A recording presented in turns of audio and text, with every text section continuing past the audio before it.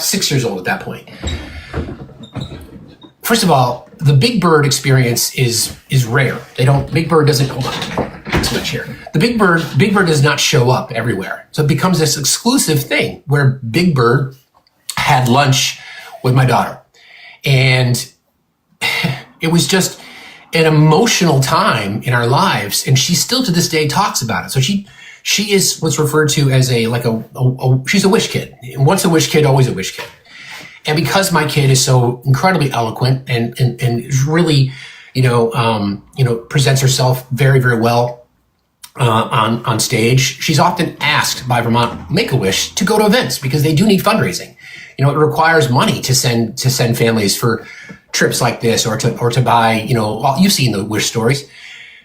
So this is real for us. This is real. And I'm trying to imagine what it would be like for generations of kids not to grow up with Sesame Street. PBS Kids, another show, another channel. There used to be a show on PBS Kids, I'm not even sure if it's still on, called Kipper, which is how our dog got its name. It meant so much to her and to my boys that she named her dog Kipper. So this is real. Is my mic not connected, you guys? Can you not hear me?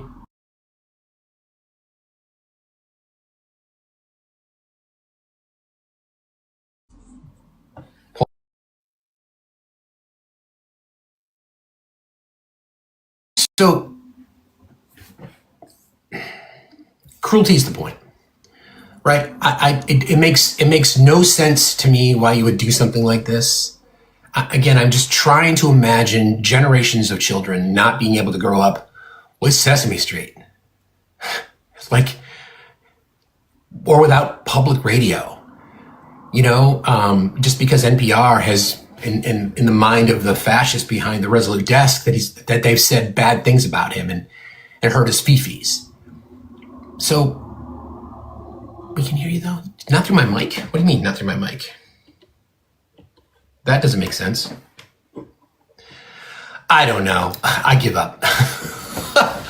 The sound is coming through the mic in your device. What are we talking about here? That doesn't make any sense, guys. Everything is connected as it's supposed to be. I don't know. I'll just navigate through.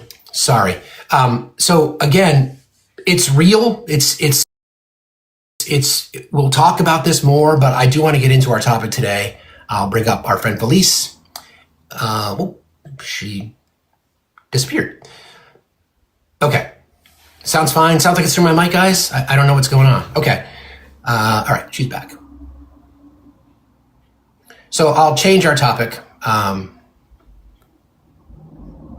change our background. Good morning, friend. Hang on one second. Good morning. Let me get my background. Okay. I can hear you. Can hear you fine. There's just a little bit. It's just a little, but it's fine. There's nothing wrong with your mic. If you can still hear me.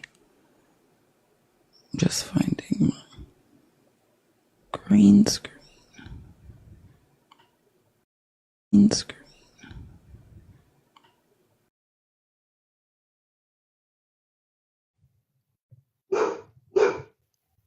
Okay. That might fix it.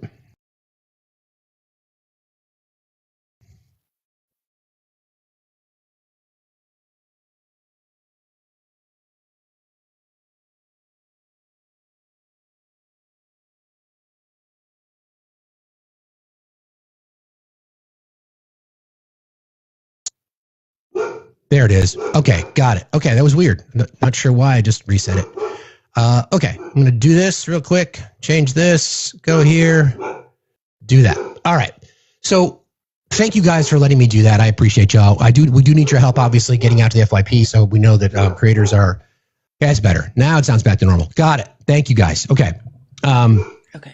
Thank you for allowing me to do my whole little public broadcasting and NPR thing. It's sad. It's emotional for me. It's a personal connection, like so many people have a personal connection. Good morning, friend. How are you today? Yeah, and just to add to that, I also love PBS, but it is unconstitutional. There's no legal way for him to do this. I mean, it is completely. I was listening to a constitutional lawyer talk about how, these provisions were formed by Congress, and specifically, like, the president cannot defund PBS and NPR. So there will be a legal fight. I mean, exactly. I mean, I'm just Constitution, Felice. I mean, what's that? I mean, that's. Well, I'm not to say, I know, I totally get it. I'm just saying technically. And do you remember a while back when the governor of Maine was in the White House, in the Oval Office, and Trump started like talking S to her and she's like, see you in court, like, cause over trans athletes, Correct. She just won that. Won that case. Mm-hmm. Yep. So, I mean, whether Trump ignores the courts, I agree. So everybody, again, thank you, Felice, because friends, Felice gets up super freaking early to do this with us every week. So please, for her and for the amount of work that she does, our topic today came from her big brain. So we're going to get into that in a little bit. Her gigantic brain, not just big.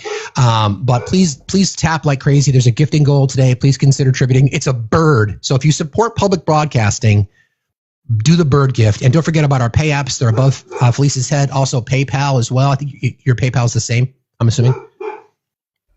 Oh, yeah. No, I don't do PayPal. I mean, I don't use like TipJar. Yeah, this is my Cash App and Venmo. That's Fax's website where he wants subscriptions. Let's tap the screen and get to 100K as fast as possible. We have a ton of interesting things to talk about today. We really, really do. So so again, thank you guys for letting me do that this morning. I just think the importance of public broadcasting should never go overlooked. It has helped educate generations of people, yours truly included. And it's important. So we're going to get into economic narcissism today. There's a great quote that Joe Biden talked about. He says, "Don't tell me what your values are. Show me your budget." And it's really, really true. So I think what we're going to do this morning is we're going to go through the budget that was announced on Friday from the White House. By the way, there's no reference to no tax on tips, no tax on overtime, and no tax on Social Security. None of that made it in there. Shocker. Really, really funny how that didn't make it in there. Big surprise. What? Yeah, I know, right? Seriously. What? So, MAGA was bamboozled yet again? I'm shocked. Exactly. I think before we do that, though, I think we do need to play some sound that was uttered, I should say, from the twice impeached, four-time indicted, sexually abusing fraudster, convicted felon, when asked about whether or not he feels like it's necessary to, uphold the Constitution, for example. So he had to sit down with Kristen Welker as they discussed his 100 days. And this sound is a little disturbing, but it should not surprise anybody. Due process. Do you agree, Mr. President? I don't know. I'm not a lawyer. I don't know. The Fifth Amendment says I don't know. It seems it might say that, but if you're talking about that, then we'd have to have 1 million or 2 million or 3 million trials. We have thousands of people that are some murderers and some drug dealers and some of the worst people on earth, some of the worst, most dangerous people on earth. And I was elected to get them the hell out of here, and the courts are holding me from doing it. Even given those numbers, don't you need to uphold the Constitution of the United States as president? I don't know. I have to respond by saying again, I have brilliant lawyers that work for me. Okay. Just to be clear, the presidential oath of office reads like this. I, insert your name, do solemnly swear or affirm that I will faithfully execute the office of President of the United States and will, to the best of my ability, preserve, protect, and defend the Constitution of the United States. So, fascist much?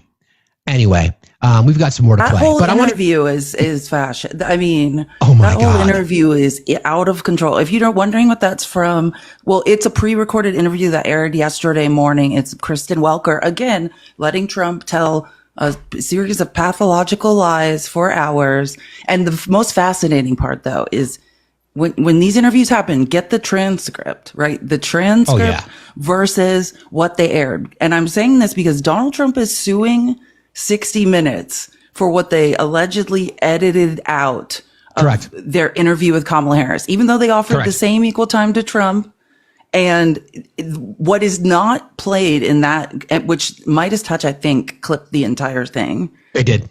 3/4 of it is not even included in what they aired on TV. And it's the craziest parts.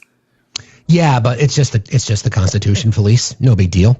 All right. So before we get into our topic today, economic narcissism rooted in capitalism and vice versa, let's go through the budget, because I think it's really, really important, because it speaks to exactly what it sort of is that we're talking about. And remember, as we kind of go through this, remember some of the elements of fascism. It's about military power, enforced corporate power, enforced nationalism, ultranationalism.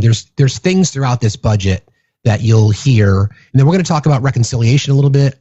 She and I were texting back and forth early, and I could not find the date, but we'll talk about what the reconciliation process is, in case people don't know what that is. But so let's just kind of jump in. So the budget I'm going to get my proposes. phone really quick. I just have to get my other phone, because I'm going to send. I'll put this as a gift article and put it in my Discord, because the article we're reading off of.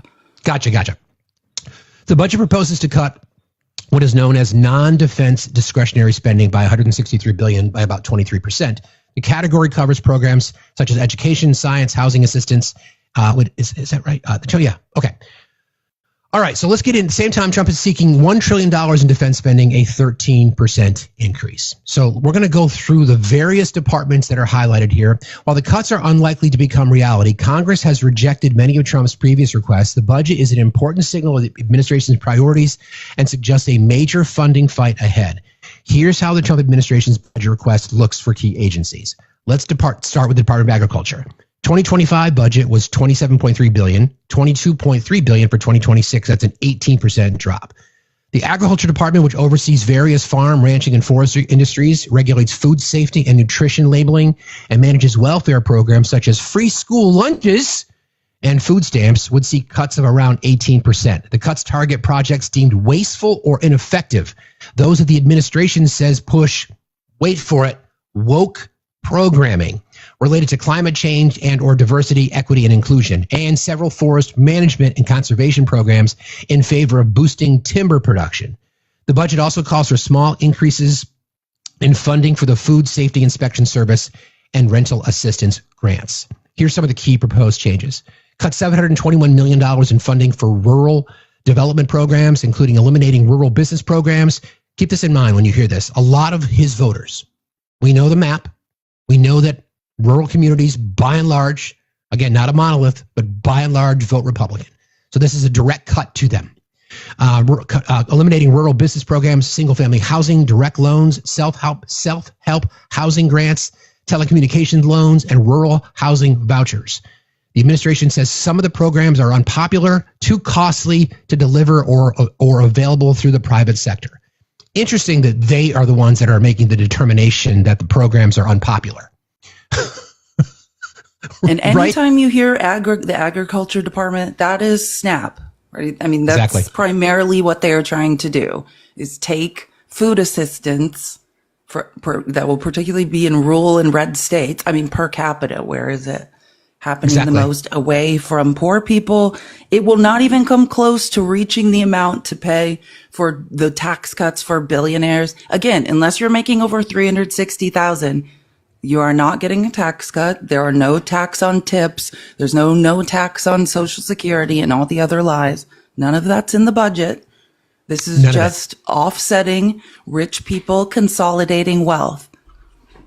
Do you remember when there was a series of forest fires, Felice, and the twice impeached, four-time indicted, sexually abusing fraudster convicted felon said that we should just rake the forest floors, right? Like, look at other countries and how they just rake them, right?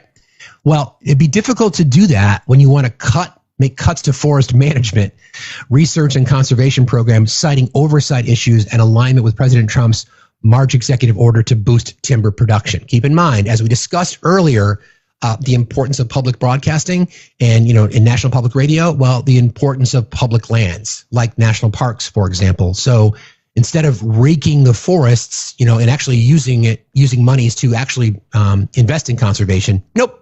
You just want to go and clear cut Yellowstone. Makes perfect sense.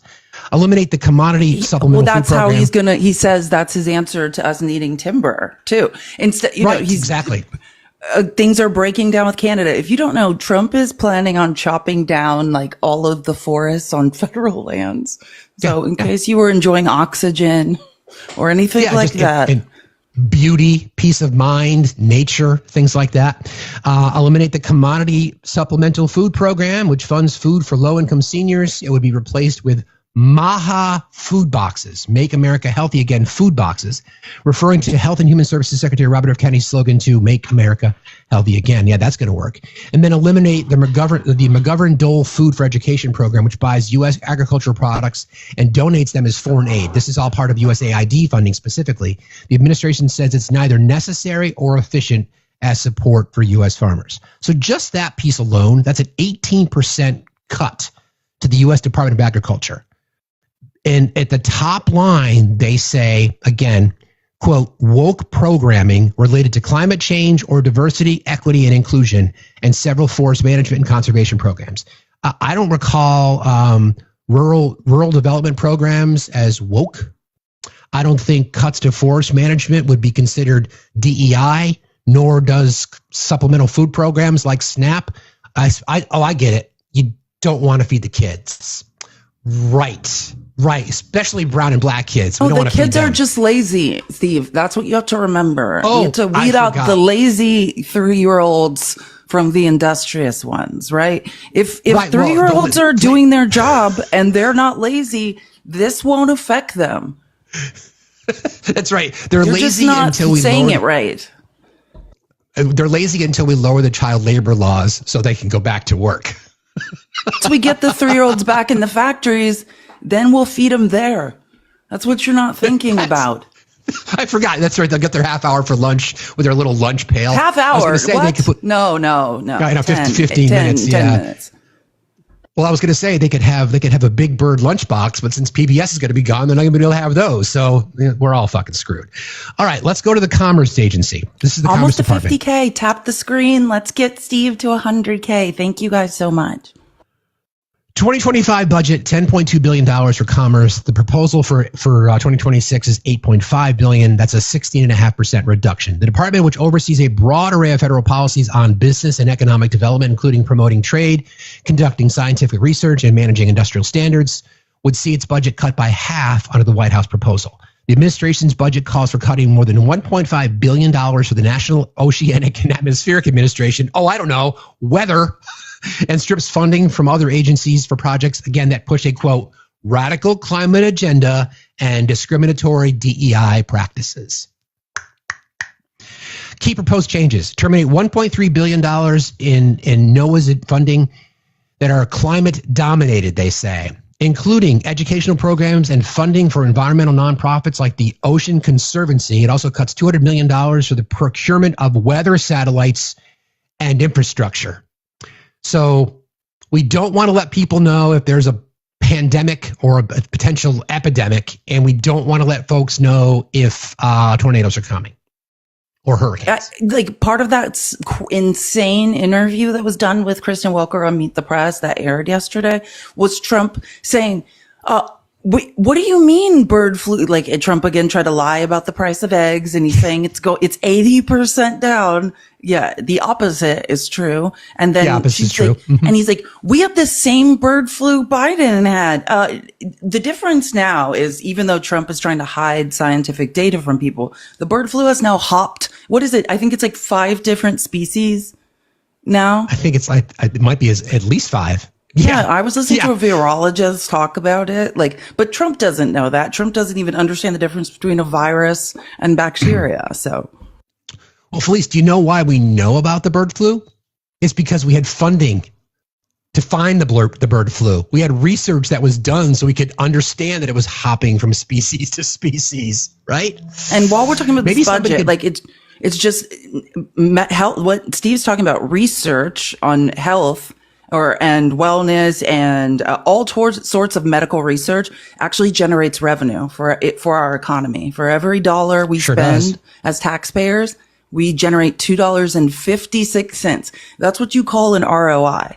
So whenever, if Exactly. you ever hear MAGA and Alive saying, oh, why are we investigating reproductive cycles of wombats? Well, that's just a sign that you have no idea how science works and how that could benefit and lead to medicine, not only that could save people's lives, but also that could make us as taxpayers a lot of money and stimulate our economy. That's part of the reason it's a huge part of the reason they are projecting our economy to contract. The discontinuation of medical research. Do you follow Gary Does Economics on YouTube? Have I sent you stuff before? He's on one of these lives, I followed it because of you. Yeah. He's awesome. And he talks about what you just discussed about the investments, like SNAP, for example, feeding kids and the return that you get when you, I don't know, feed people, how they become productive members of society, right? It's the same with Head Start. It's the same. Do you know that let's say let me help you, Magda, because I know your brain not working so good. Can everyone share the live with 10 people? Or if you don't have someone to share it with, just push the arrow button on the far right and push the copy link button and tap the screen. Let's get some more people in here. Magda should learn about how we're about to go bankrupt because they can't read. Classes, but yeah, like with Felice, Head Start, there are studies, but Magda would have to read and understand basic math in order to grasp this. That when Magda, you make this argument, I don't want to pay for anyone else. Yeah, that's why you invest in pre-K, because studies show children who have a pre-K education and start earlier have a lifetime earning potential of hundreds of thousands of dollars more and will not be dependent on the rest of society to take care of them. We make a small investment initially to drive upward mobility and economic upward mobility. So then they are not dependent on us, but you would have to be able to read to get that. Right. And by the way, they contribute to capitalism. They have more earning power, right? There's the cycle. Invest early. Plant the tree. When was the best time to plant the tree? Yesterday was. Okay. So this is the Commerce Department. So another key proposed change, eliminate the Minority Business Development Agency for inserting, quote, equity into its programs and cutting around $1 billion of combined funding for that agency. The Economic Development Administration, the National Institute of Standards and Technology, and International Trade Administration. Okay, sure. Add $134 million for fair trade and trade enforcement, the only increase in the budget from 2025. The majority of the increase is allocated for the Bureau of Industry and Security, which regulates the export of sensitive goods for national security purposes. Money will also be used to address supply chain and sourcing risks and boost America's industrial and manufacturing base. Now, if I follow the train of logic here, you wouldn't need to address supply chain and sourcing risks if your tariff policy didn't blow up supply chains. Like, make it make sense. Make that make sense. Oh, since Nutlick's running the Commerce Department, I don't think it's going to make sense. That's right, your buddy. It always makes you laugh whenever you say Howard Nutlick is the Secretary of Commerce. He's got it, though. He's got it. He's the same guy. I found the funniest, I think someone sent it to me because they thought it was serious, but it's like satire. There's this news report, it's kind of like The Onion, and it said it's true in reporting that China will not speak to Trump. That Trump is implying that he's in talks with China, he's not in talks with China. But there was this satirical news article that came out that said that Trump is being placed on hold by Xi Jinping and they're playing Obama speeches. Oh, that's the best. Oh, by the way, I can't believe I forgot to do this. Happy Cinco de Mayo. I meant to do that something earlier and I completely forgot. I had something prepared and I completely forgot about it. So maybe we'll do that before the show ends. But happy Cinco de Mayo, everybody. You had something prepared, like a hat dance? Kinda. Yeah. Nobody wants to see me dance, but that's a different conversation. That's for Facts After Dark. We'll save that. All right. Defense Department. Shocker, friends. They want to increase the budget. Budget for 2025 was $848 billion. The proposal for 2026 is $961 billion. Let's just round it up to $1 trillion. That's a 13% increase. Trump administration is promising to increase defense spending in line with its national security goals of more effectively competing with China and reinvesting in America's defense and manufacturing might. but its proposal fell far short of what Republican hawks have demanded. Rep. Mike D. Rogers, Republican of Alabama, chairman of the House Armed Services Committee, said he was concerned the budget, quote, does not reflect a realistic path to building the military capability we need to achieve President Trump's peace through strength agenda. Senator Mitch McConnell of Kentucky said the United States, quote, cannot expect our allies to heed calls for greater annual defense spending if we are unwilling to lead by example. So a 13.4% increase apparently is not enough for the Warhawks. Apparently not. So here's some of the proposed changes. Increase the top line Defense Department funds by $113 billion, which officials said would bring spending roughly $1 trillion. But critics accuse the administration of using accounting gimmicks and said the plan would not actually increase spending without counting another budget proposal now under consideration by Congress. Also, to cut environmental, scientific, and green energy spending within the Defense Department. Again, think about, so far what we've gone through are cuts to commerce. We talked about cuts to agriculture, so what our government is telling us, remember, what Joe Biden's line was, don't tell me what your values are, show me your budget. So the budget from the Trump administration is prioritizing defense spending to the tune of $1 trillion, cutting SNAP benefits, cutting public education, no more counting with the count. A one, under two. That's Lawrence Welk. Which is so minuscule. Like the money to fund PBS, that's because Trump doesn't want anyone getting the truth, right? Correct. Or being educated in general. Upward mobility, education, fascist authoritarians fear it. He does not want people learning. That is his enemy, right? But think about the defense. So again, this whole lie of here comes Doge about to root out waste for $2 trillion in waste, fraud, and abuse. The real waste, fraud, and abuse that exists in our budget, right, is in defense. We're paying $78,000 for a soap dispenser. I mean, this is real waste, fraud, and abuse. We did not root out any. We approved the National Defense Authorization Act, the NDAA. Not one person objected to it. Period. Yep. I mean, of Republicans. Correct. This golden dome, we're putting a dome over our country because Trump wants to what? It's not that we need one necessarily. There's a bunch of people who want those military contracts. A bunch of billionaires are about to get filthy rich building some ridiculous ballistic missile system like Israel has. Exactly. So again, keep this in mind, as Felice pointed out. The promise from Doge was $2 trillion. Then they said, well, it's actually going to be $1 trillion. Now it's like $150 billion in savings, and we still haven't seen the receipts. And keep in mind, government agencies audit themselves. That's why they have inspectors generals to make inspectors general. That's why they have that position, so that they are identifying waste, fraud, and abuse in said programs. So here we are again. Don't show me your values. Show me your budget. The budget of the administration is based on what they needed to tell their base: peace through strength, tough guy, Rambo. Who cares about feeding kids? You can miss me with your fucking pro-life bullshit, because they don't give a shit about children. Period. Stop. And Doge, and that's what when we're talking about, when we move into the topic of, capitalism is economic narcissism. I'm not talking about something I made up in my head. This is psychological studies that have been done, and really heightened around World War II, when, some of the foremost psychiatrists in the country were at the Nuremberg trials. Yeah.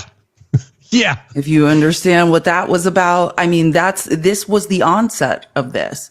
And when neoliberalism is essentially when we moved from hey, socialism, what little socialism there was in America, from the collective to capitalistic privatization, monopolies, to step on people to get up. And that is what this budget is. That's what we are drawing the conclusion of.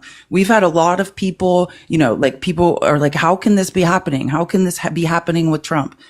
We always talk about how history doesn't repeat, but it rhymes. This has happened once before. There are thousands of psychological studies done as a result of collective narcissism, group narcissism. economic narcissism. They say the only difference between economic narcissism and narcissism, it's one is, talking about economics and one is talking about society. Like, there is no difference. It's a disease manifesting in Western civilization and proliferating. The reason that we can have this conversation with you guys, because we collectively have the smartest chats on TikTok. No doubt about it. So this is heady stuff, but we know you guys are so freaking smart, especially those of you that are watching in Felice's time zone. I mean, it's like 5:30 in the morning and you're already like, let's go, class is in session. Here's my apple. Okay. Why don't we just finish this and then we'll get into our topic, because this is going to be some heady stuff and I want you guys to be able to pay attention. But Education Department, $78.7 billion budget 2025, cut by 15% down to $66 billion in 2026. The proposed budget would slash funding from programs that support K through 12 schools and colleges, seeking to codify cuts the administration has made unilaterally and to fund programs it views as supporting, again, DEI. The proposal takes aim at many of the same higher education programs President Trump tried to starve to or end in his first term, including one that funds childcare on campuses and others that prepare low-income students for college. Key proposed changes: slash $4.5 billion from grant programs that aid public schools and consolidate what's left into a $2 billion program with few strings attached. Reduce the federal work study program, which helps students work their way through college, by about 80%. Cut funding from the for the Office of Civil Rights, which investigates claims of race, sex, and other discrimination in schools, by a third. And preserve current funding levels for programs that aid high poverty schools and students with disabilities, and an increase for a program that aids charter schools. So cut funding for public schools, eliminate civil rights protections, but yet increase funding for charter schools. Charter schools technically are private schools. They don't have to admit everybody. So who suffers the most? Again, people in marginalized communities, especially brown and black kids, period. Energy Department, 2025 budget, $49.8 billion, a 9.4% cut down to $45.1 billion. The administration is proposing to gut billions of dollars in incentives and subsidies for clean energy programs aimed at speeding the transition from fossil fuels. They want to cut programs so that we will still continue to lag behind China. China, by the way, is building bridges for boats, and we are thinking about building a ballroom in the White House. That's a different conversation. We'll get to that later. The cuts take aim at EVs, carbon dioxide removal technologies, and grants to develop new clean energy innovations. Key proposed changes: terminate all spending under the Infrastructure Investment and Jobs Act, a signature Biden area. Again, terminate all spending. Remember what Trump ran on in his first time. He ran on infrastructure. He said, I'm a builder, I'm a developer. No one knows more about infrastructure than I do. No one knows more about construction than I do. Not only could he not get it done, now he's so fucking petty that he's going to cut all funding for those programs. Every state in America, blue states, blue districts, red districts, blue towns, red towns, are all seeing investments from monies being spent or allocated for the Infrastructure Investment and Jobs Act. I have in my little state. There's been a horrible bridge for decades. They finally got federal money and they are working on it. So imagine what happens. Yeah, you're right. He wants to use money to reopen Alcatraz. I saw that too. So here we go. Right. So again, can they do it? Sure. Money that already been appropriated. They just won't continue to fund it. Alcatraz is the most expensive prison to ever be run in the history of U.S. prisons. It also only houses 336 people. It's another one of the dumbest ideas in history by your orange leader. That's right. So what did you say, John? You said they shut off an Alcatraz and put you in it? Okay, John. I don't know what that means. Anyway, the $15 billion burn. Good one, John. Good, John. Kisses. Love to see you, buddy.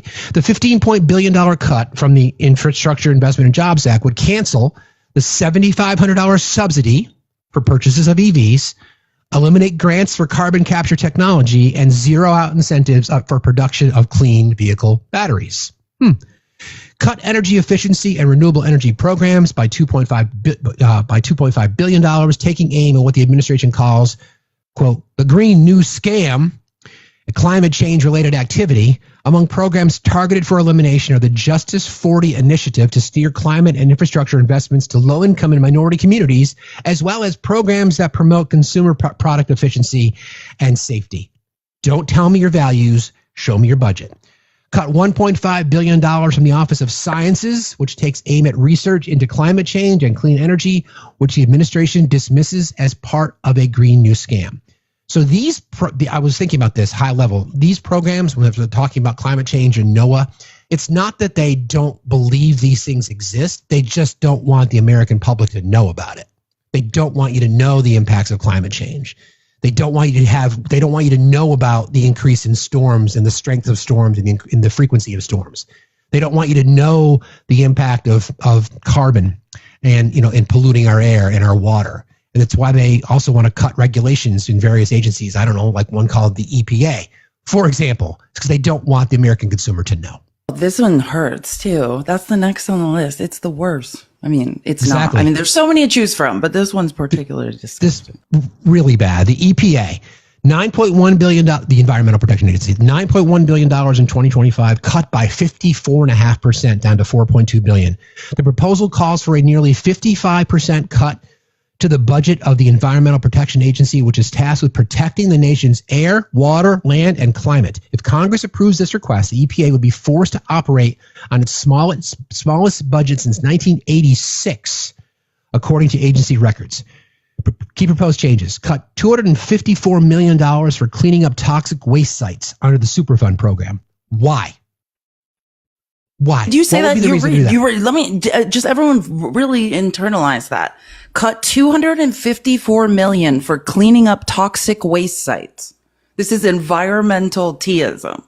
Poisoned areas where corporations, which I mean, like I'm saying, it's group narcissism that have high level prevalence of psychopathy, are poisoning people. Exactly. Corporations are poisoning people, and they're saying the pittance that our tax dollars spend trying to clean that up and protect people's futures and livelihoods. Let's cut that in half. And think about that, because when we hear our friends on the right talk about, oh yeah, got rid of all those regulations. Well, when they're talking about regulations, this is what they're talking about. They're talking about so polluters can't pollute. And you're celebrating that? And by the way, when they're looking for these Superfund programs and these Superfund sites, a lot of that is in rural areas that are not inhabited by a lot of people, which again, where a lot of Trump voters are, poisoning the water, poisoning the land, poisoning the air. You know, when the land is poisoned, that means crops are poisoned. That means animals who are eating the crops and or the grass when it's not cut out, when they take down other forests. This is what happens. This is the impact of this shit. All right, slashing $235 million in the EPA's Office of Research and Development, which the Trump administration may shutter altogether, and then eliminate $100 million in environmental justice programs, quote, that enabled a witch hunt against private industry, according to a White House fact sheet. Eliminating $100 million in environmental justice programs.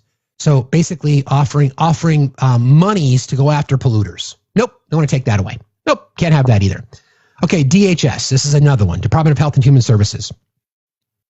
2025 budget was $127 billion, a 26.2% cut.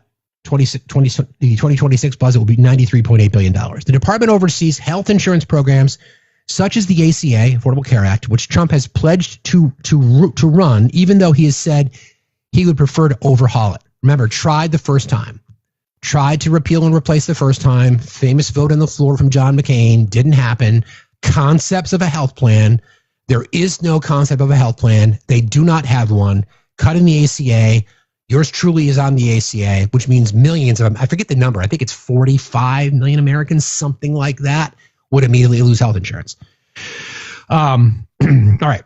HHS and its sub-agencies are also responsible for administering Medicare and Medicaid. Remember how they're telling you that we're not going to make individual cuts to Medicare and Medicaid? Well, this is the agency. This is the agency that does it. Department of Health and Human Services. This is the administrative agency for Medicare and Medicaid. If they're looking for cuts ranging in the tune of, what's the dollar amount here? Roughly $30 billion. You can't do it unless you go after the Medicaid and Medicare budget, because that is the single biggest line item within that particular agency. So sorry. And who's in charge of Medicaid now? Dr. In my opinion, Oz. someone who's exemplifying, what they call the dark triad, Machiavellian, sadistic, psychopathy, right. and narcissistic traits. I mean, thanks, Oprah. Thanks, Oprah. I was telling somebody about that, and they're like, "What? Oprah's the reason Dr. Oz and Dr. Phil are here?" I'm like, "Yes, exactly. She's why we see them every single day." Okay, so the process. Let's see. Cut the NIH budget. Let me finish this paragraph first. Trump's budget proposes a 26% reduction to the department's $127 billion budget, most of which would come from a deep cut to the National Institute of Health. Great. Cut the NIH budget by about 40% to $27 billion. The proposal outlines a major consolidation and reorganization of the institutes focused on disease research. It justifies dramatic downsizing by saying the NIH, quote, has broken the trust of the American people. I got a little personal this morning when I talked about public broadcasting and the impact it's had on my life. This particular, what they're talking about here, focused on disease research, cutting $200 million from pediatric cancer research. My daughter is a direct benefit of federally funded pediatric cancer research. I'm not going to say that she may not be with us, but part of the research money that was used to help identify her rare occurrence of cancer came from federal funding. You put two and two together. Also, because this is MAGA, let's just say you have no empathy and you don't care that Steve's child's life was saved as a result of federal funding towards pediatric cancer research. Again, it's also important to note, just like the idiocy of destroying the IRS, right? What medical research does is it gives us a return on investment. For every dollar we spend, we get $2.56 back. That's good. So it doesn't matter it doesn't matter that you don't understand science. It doesn't matter that people could name the name of a study and you're like, why am I spending money on that? Like, no, none of that matters. It's a positive return on investment. We develop patents and then we sell them to pharmaceutical companies. Are you saying that investing in the health of our citizenry is a good thing?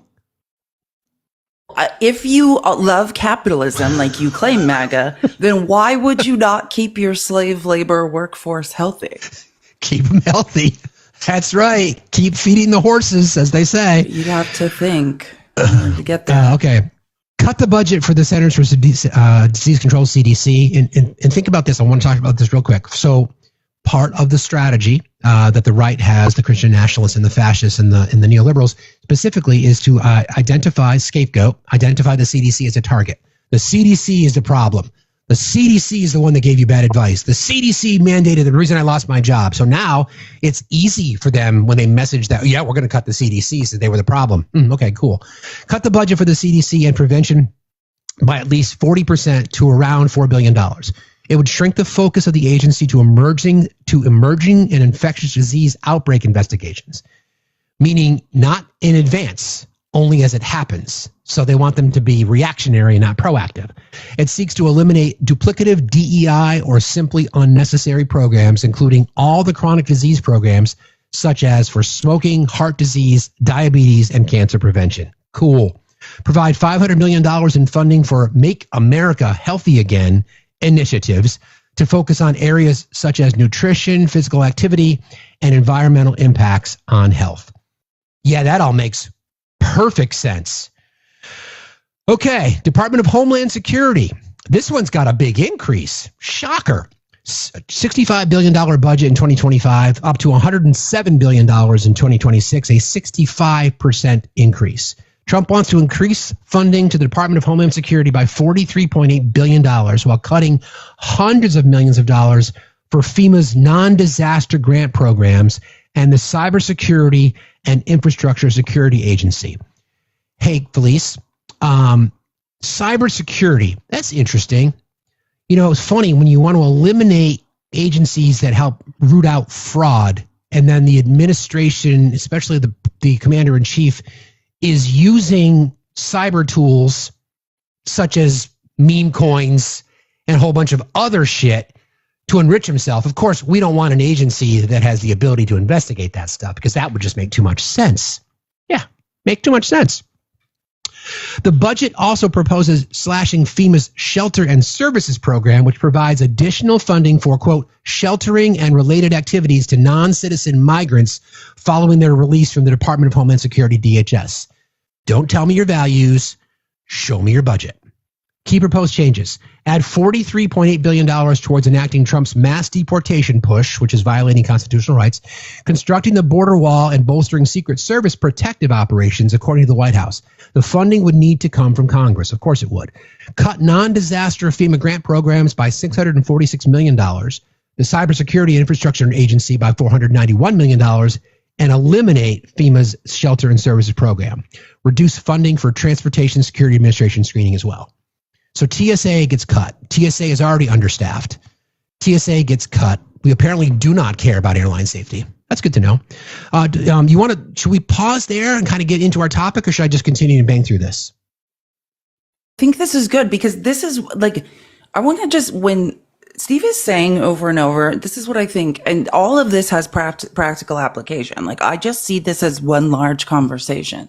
When he's saying, don't show me what your values are, show me your budget. What we're saying is, in a society where capital is king, where people are trying to consolidate wealth by starving poor people, this is the value system of the Conservative Party, where they're consolidating this money. I mean, that's what we're learning here, is who they will let unalive, who they will socially engineer out of existence to consolidate wealth, to, as we enter late stage capitalism / the rise of authoritarianism.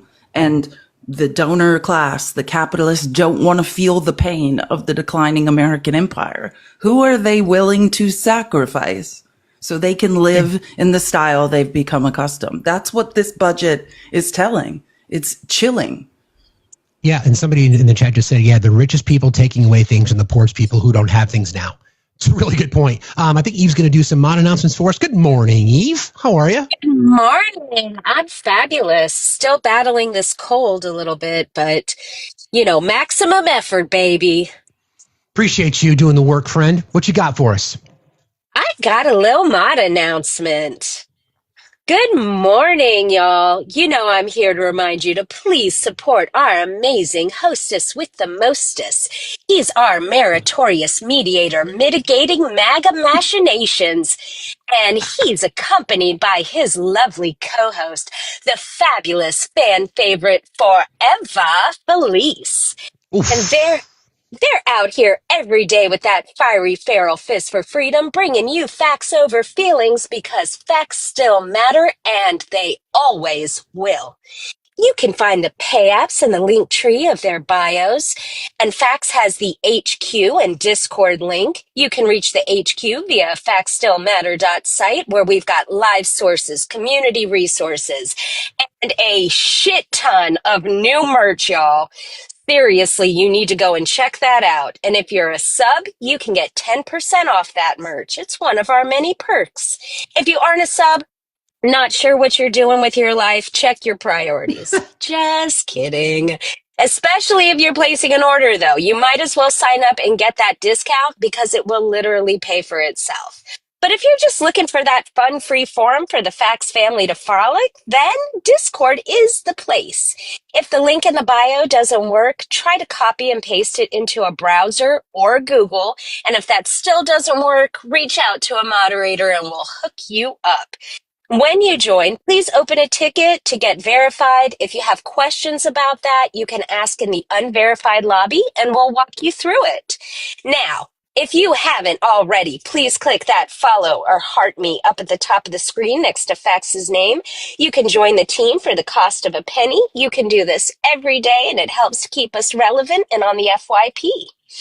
The main thing that we ask of y'all is to please just interact in the comments as well as tapping your little hearts out. It's always free to tap and share out the live. If you don't have any friends, then you should know by now to just click that copy link. It works the same as a share and no one will be the wiser. After this live stream, when you have a chance, head on over to YouTube and subscribe to Facts Still Matter there as well. You can rewatch shows for any information you missed, and subscriptions on YouTube are free, just like following your favorite creators here on TikTok. With that, I'll just say, be kind, smile at a stranger, and have a fuck your feelings kind of day. Thank you, Eve, for that awesomeness. I appreciate you every day, friend. Eve and I tend to text over the weekend or when I have an idea pop into my head for merch, and we always have a little back and forth. So all the new merch that you've seen that's been added in recent weeks, you can thank her for that. So thank you, friend. I appreciate you very much. You ready for your ride? I am. That's the best. And also, thank right. you, Sarah, for the $5 on Venmo. Appreciate it so much. Love the lavender top. Thank you so much. I appreciate the support. You're amazing. Guys, we're almost to 150. I know it's Monday morning. Let's tap the screen, show our support. Yeah, these are Cash App and Venmo for Facts, and it's right above my head. You don't have to leave the live and go to the link tree. But the best way to support is tap the screen. Let's get the likes up and get more people in here. I'm feeling better. Thank you for asking. I've had a long week. I had a chest x-ray. I basically have a little walking pneumonia. I'm on a different type of antibiotic now and still on the same lung steroids. So I feel good. Dude, thank you for seriously? checking on me. My gosh. Okay. Yeah, I told you I was really sick. I knew you were sick, but I didn't know it was that bad. I was really sick. Oh my gosh. Just real quick. So I wanted to mention this since we did go through this, the cuts to Medicare, Medicaid. Again, remember what the budget tells us. The budget tells us that there are obviously going to be cuts to Medicare and Medicaid because the math just doesn't math without it. So Jason Smith, who is a Trump advisor, was on Fox News Sunday, and this was his quote. The president has been very clear he does not want to cut benefits for individuals on Medicaid, Medicare. He wants to make sure illegals are not receiving public assistance through these benefits. So again, do not believe what they tell you. Believe what's in the budget. The budget says we are cutting individual benefits for Medicaid and Medicare recipients. And in their mind, the American people will go for it as long as brown people aren't getting the benefits too. So there you go. All right, we did the EPA. We did. Wait, can I just say, Belly, in please. the comments, you're saying that someone made an asinine statement. If you want to come up here and explain what math isn't mathing, I'm very good at math. So I would love to watch you flail around and embarrass yourself. Yeah, come on up, Billy. Happy to have. Something doesn't make sense, not to people whose brains work, but you're welcome to come up and explain what you're talking about. Why are all these people so brave to ramble on? It's every day. I know, but that's the point. If something doesn't make sense and you're that sure, then come up and correct us. And we can have that conversation. No doubt about it. No, Felice, I don't need to be patronized from... Wait, what was that? You don't need to be patronized? You patronized from a self-proclaimed historian? Belly. What is a historian? Do I have a degree in history? Did I get through college by doing research for my department chair, making less than minimum wage? Doing historical research? Do a lot of people who are history majors make extra money that way? Sure. Belly, all we are doing is reading the budget. I'll take that as you're terrified. Yeah. We're not talking about history right now. Just to be clear, you were talking about math. So do you understand the difference between numbers and the historical record? You were saying that Facts was saying something and the math didn't make sense. So what we are inviting you up to do is explain what numbers are not making sense to you, even though we are reading numbers from Trump's budget. Exactly. Okay. We're going to move now to the Department of Housing and Urban Development, or HUD. 2025, again, remember, we're going to say this a lot. Don't tell me what your values are. Show me your budget. Department of Housing and Urban Development, 2025 budget was $77 billion. 2026 budget is a cut of 43.6% down to $43.5 billion. Proposed cuts largely mirror the administration's messaging so far, especially when it comes to shifting power and funding responsibility away from the federal government and towards individual states. HUD Secretary Scott Turner has put particular focus on streamlining funds and slashing costs that go to diversity, equity, and inclusion. Again, every single category that we've talked about so far, where there's cuts, they have always used DEI, woke, radical, all these kinds of things.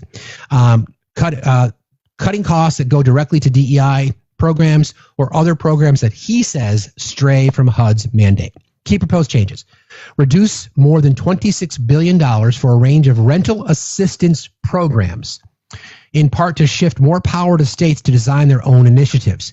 It also proposes instituting a 2-year cap on rental assistance for able-bodied adults, a move that is likely to garner strong pushback from housing advocates and other experts. Slash the bipartisan Community Development Block Grant, which is used for a range of economic development work. The proposal said that the CDBG funding is, quote, poorly targeted because it helps, brown and black people for the most part.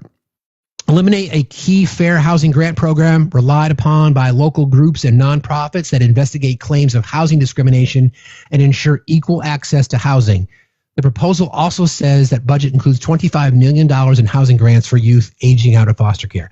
Felice, wasn't the president and his dad sued for housing discrimination in the 70s? Oh, that's kind of his thing, I think. Yeah, it's kind of like his little pet project. Let's see how many people I can screw today. Bad pun. Interior Department, 2025 budget, $16.8 billion, 30% cut to the interior, down to $11.7 billion. The proposal calls for a 30.5% overall cut to the Interior Department, which oversees hundreds of millions of acres of federal land that are key to the Trump administration's plans to boost oil and gas production. Cut more than $1 billion in the National Park Service, which already faces staffing shortages across the country. Cut $342 million to the U.S. Fish and Wildlife Service, and cut $198 million to the Bureau of Land Management Conservation Programs. Justice Department, proposed budget cut of 7.6%, down from $36 billion. The White House proposal shrinks the Justice Department's budget, aligning it with the president's priorities by shifting resources towards immigration and enforcement and away from the sections that the conservatives have said push a liberal social agenda. The Justice Department distributes billions of dollars each year to local organizations and governments to develop programs to combat gun violence, opioid addiction, and domestic violence. They want to cut funding that addresses gun violence, opioid addiction, and domestic violence. Don't tell me your I thought we had to start a war with our largest trade partners and frame them for trafficking the illicit substance into our country because it was such an issue. But now you're telling me in reality, they're going to cut the budget for the things that Trump is saying is an issue. And studies show, by the way, that the war on illicit substances is not an effective strategy to fight addiction, especially of opiates. Education and rehabilitation. If you want to curb an illicit substance epidemic, that's where you concentrate the money. Correct. People are like, you should be sad. You should be sad. You should be angry. Okay. Some grants, again, cutting funding for programs to help combat gun violence, opioid addiction, and domestic violence. Cutting funding for those programs, but yet increase the defense budget and increase it anyway. Some grants are used to conduct research on social issues such as firearm violence and develop policy solutions with universities. The grants program would sustain the biggest cuts under the proposed budget of more than $1 billion. The proposal calls some grantees radical and criticizes grants aimed at stopping violence against women, including transgender women. That sentence again. The proposal calls grantees radical and then criticizes the grants that are aimed at stopping violence against women, including transgender women. Don't tell me what your values are. I laughed. My favorite part is when, out of desperation, after 4 different people in the Justice Department, Trump's Justice Department, admitted under oath in courts of law that Kilmar Abrego Garcia should never have been deported to El Salvador, that it was an error. And then one of the last things they threw at the wall was that his wife had filed a civil protective order against him. My favorite part is this stuff. right? Don't tell me what your values are. Show me your budget, Joe Biden. And what your please, Republicans, someone request MAGA Trump lovers and tell me again why you voted for someone who did get due process, faced a jury of their peers and was found liable for SA against women. Right? Tell me again how you care about women. Tell me again, are you saying that we should forget due process and just any woman who files a civil protective order, should we deport you? Because we might be in agreement on something. But please, please, the numbers, and this is where we get into statistical mathematics and impact studies and why Trump wants to erase data. Don't ever pretend that you care if you vote conservative about women. You don't.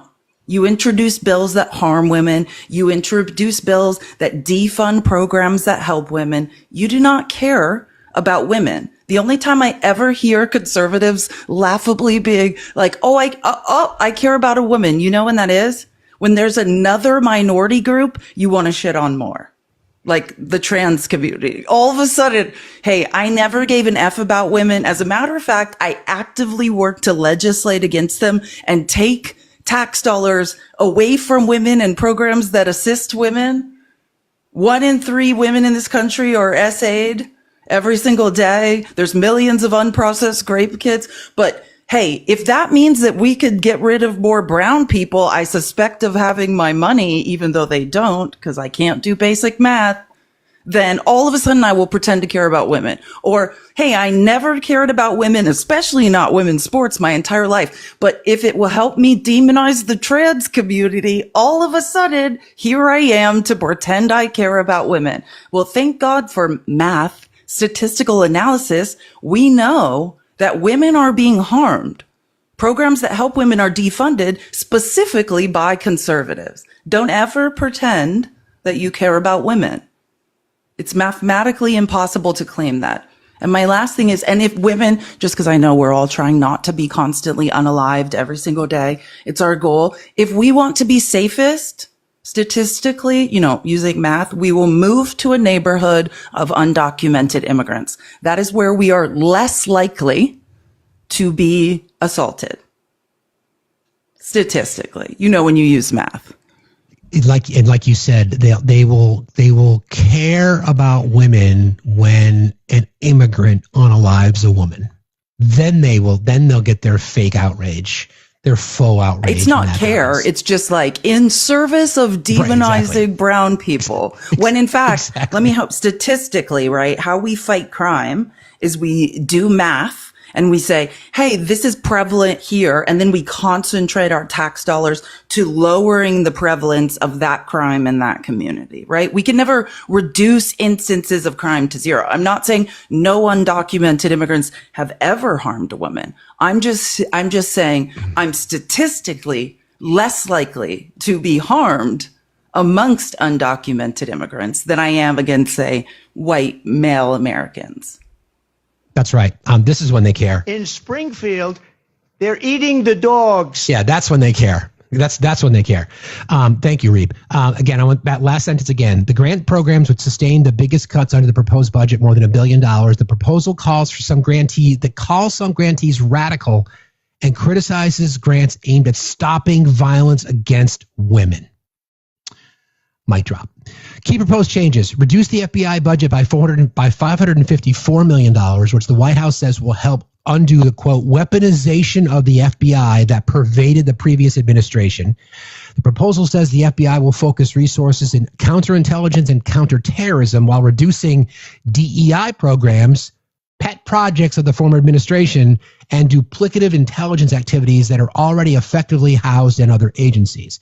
And they'll cut $468 million from the Bureau of Alcohol, Tobacco, and Firearms, ATF, and Explosives, which it criticizes for pushing policies that tightened gun control in recent years. So the gun violence epidemic, they want to cut agencies that are attempting to institute policies to help reduce firearm violence in our country. Okay, this is another big one. Everybody, please keep tapping and sharing. Let's see if we can get Felice to 5K before I'm done with this next section. And please continue to tap and share. And don't forget about subscribing at factsdon'tmatter.site. And Felice's pay apps and my pay apps are above her head. Thank you, friends. I have my hype girl. I miss it when you're not here, but I thank you for doing that. So I'm doing some hype for you. All right, Labor Department. 2025 budget, 13.3, a 35% cut from labor. Fascist organizations and fascist ideologies as corporate supremacy, suppression of labor.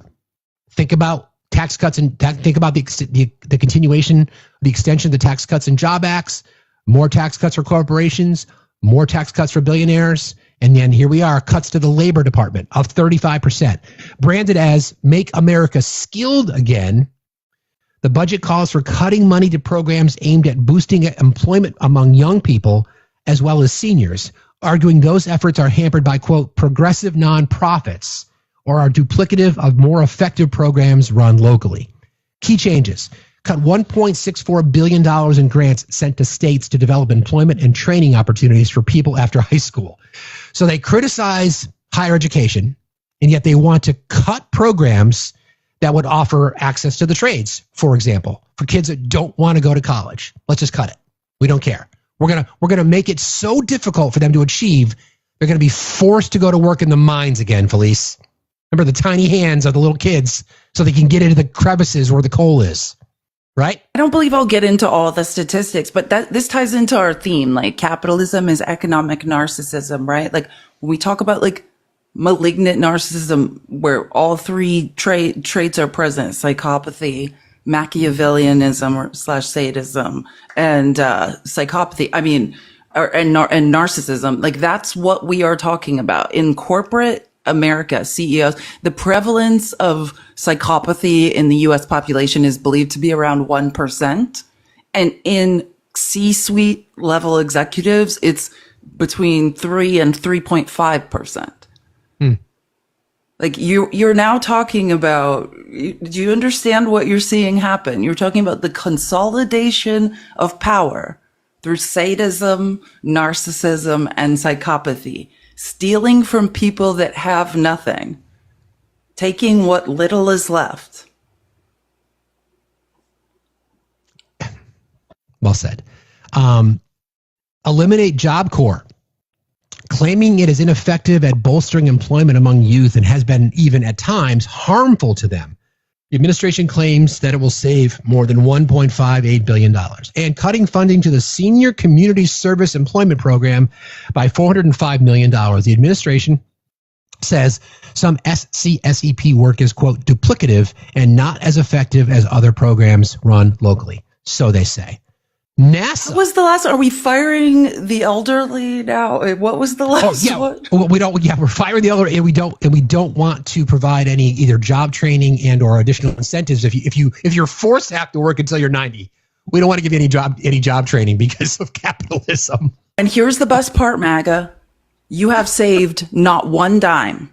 We are going much further into debt for this. Just Correct. as was projected when Kamala was running against Trump, and everyone that can do statistical analysis, Goldman Sachs, all these, dangerous people in the finance world, even said this will crash this budget will crash the economy. It will harm the average American.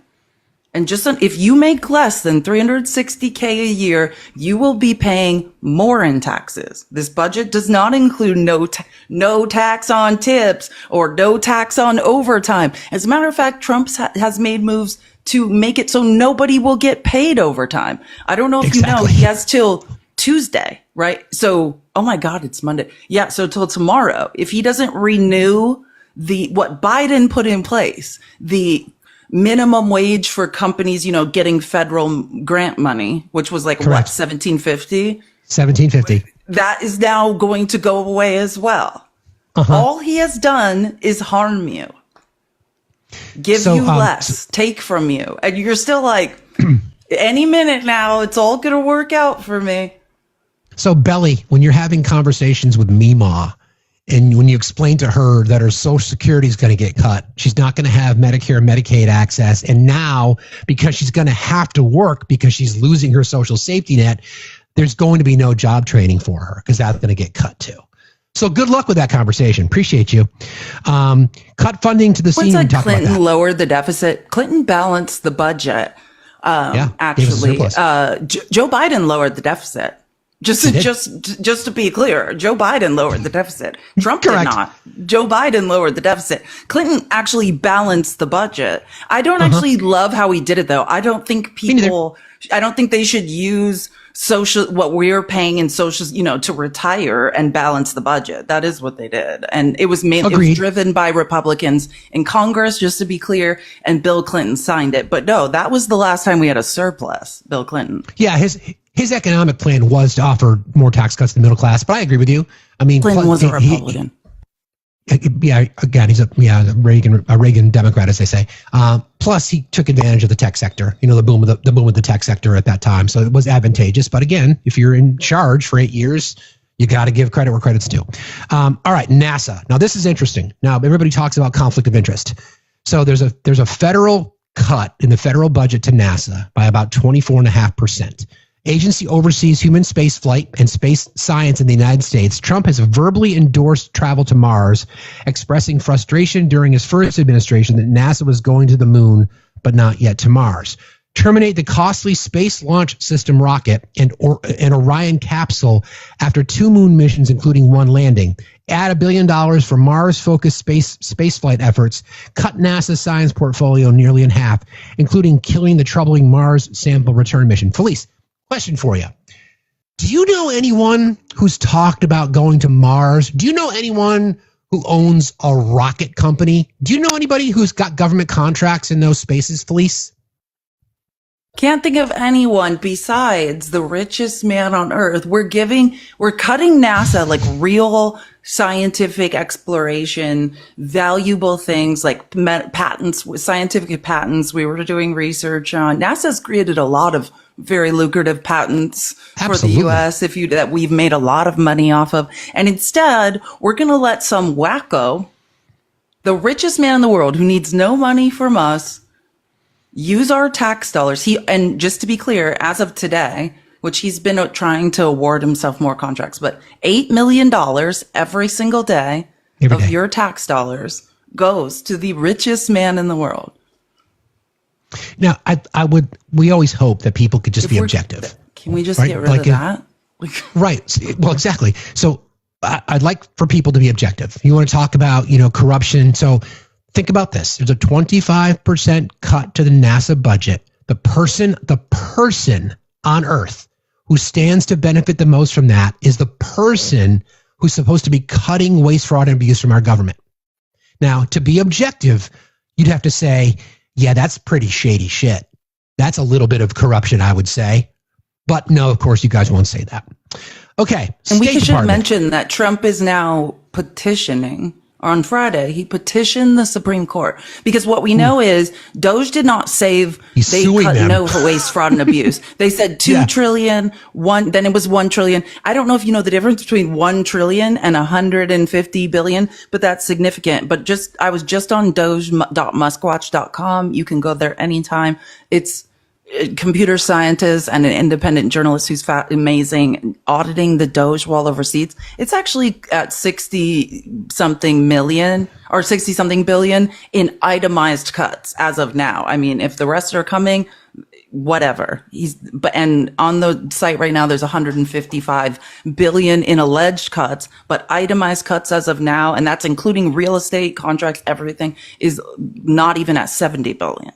So that's a lie. And then I went through another study. A think tank did a great study saying, let's say he does cut $150 billion, that they can already itemize, and it will be much more as this comes out, $135 billion that it has cost. So let's say he made it to 150 billion. And that's just the initial things that think tanks can pinpoint of the cost of the BS Elon Musk has done. So what has Elon Musk done? He's just stolen a bunch of data, right? And I mean, and I'm saying there's proof of large exfiltrations of data. Oh, yeah. So, I mean, and then on Friday, again, we see that they're suing. They're trying to get SCOTUS to allow more access for Elon Musk to the Social Security system. They're basically suing the Supreme Court. I mean, come on. We like you always say, we laugh so we don't cry.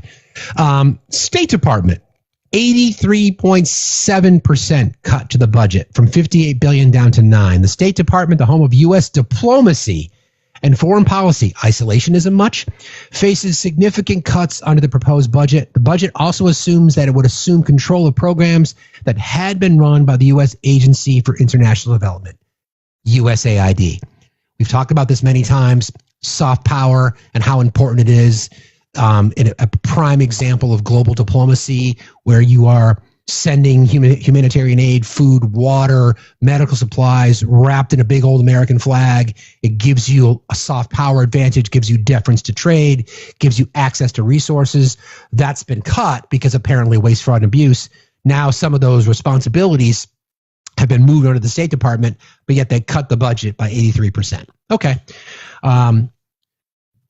USAID, a separate body that dealt with foreign and humanitarian assistance before being dismantled early in Trump's second term. Key proposed changes: cut more than $8.3 billion to U.S. economic and development aid, which the administration said went to, quote, radical leftist priorities.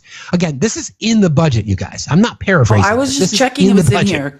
Yeah, when they did this whole reorg of the State Department, like Marco Rubio, who's doing a great impression of a fascist. I don't know if this is real, or I don't know what's happening in the little Marco, but yeah, a huge $8.3 billion.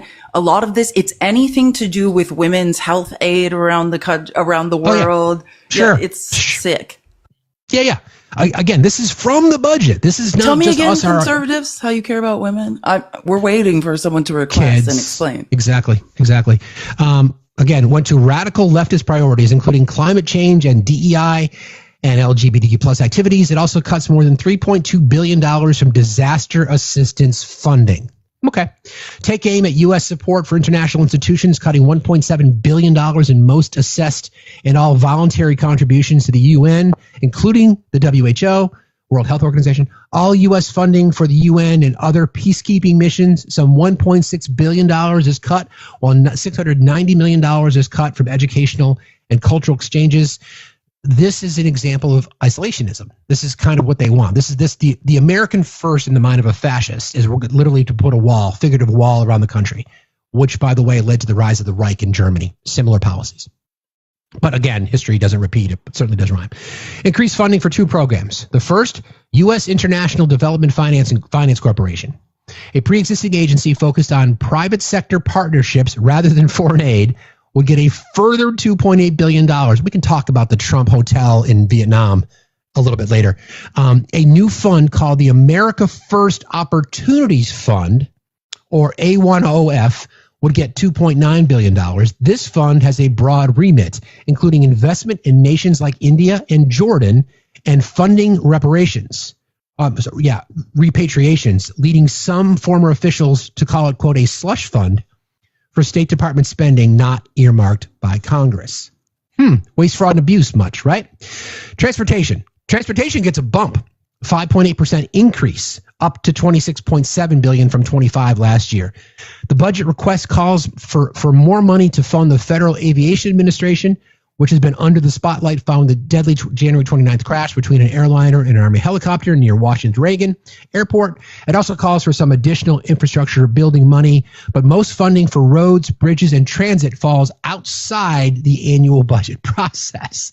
Remember, wait, facts. Hold on. Stop the show. Jeffrey McDonald in the comments wants to know what your sources are. Jeffrey, we're reading Trump's budget.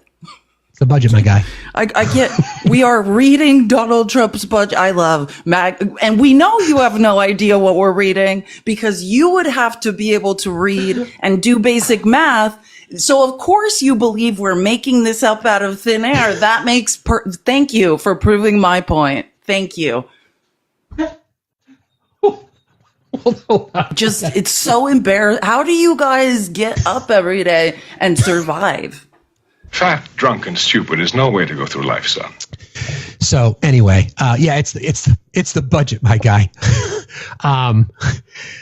Reminder that they cut all funding still that has yet to be allocated to the infrastructure bill, and now they are not going to replace that in the transportation budget.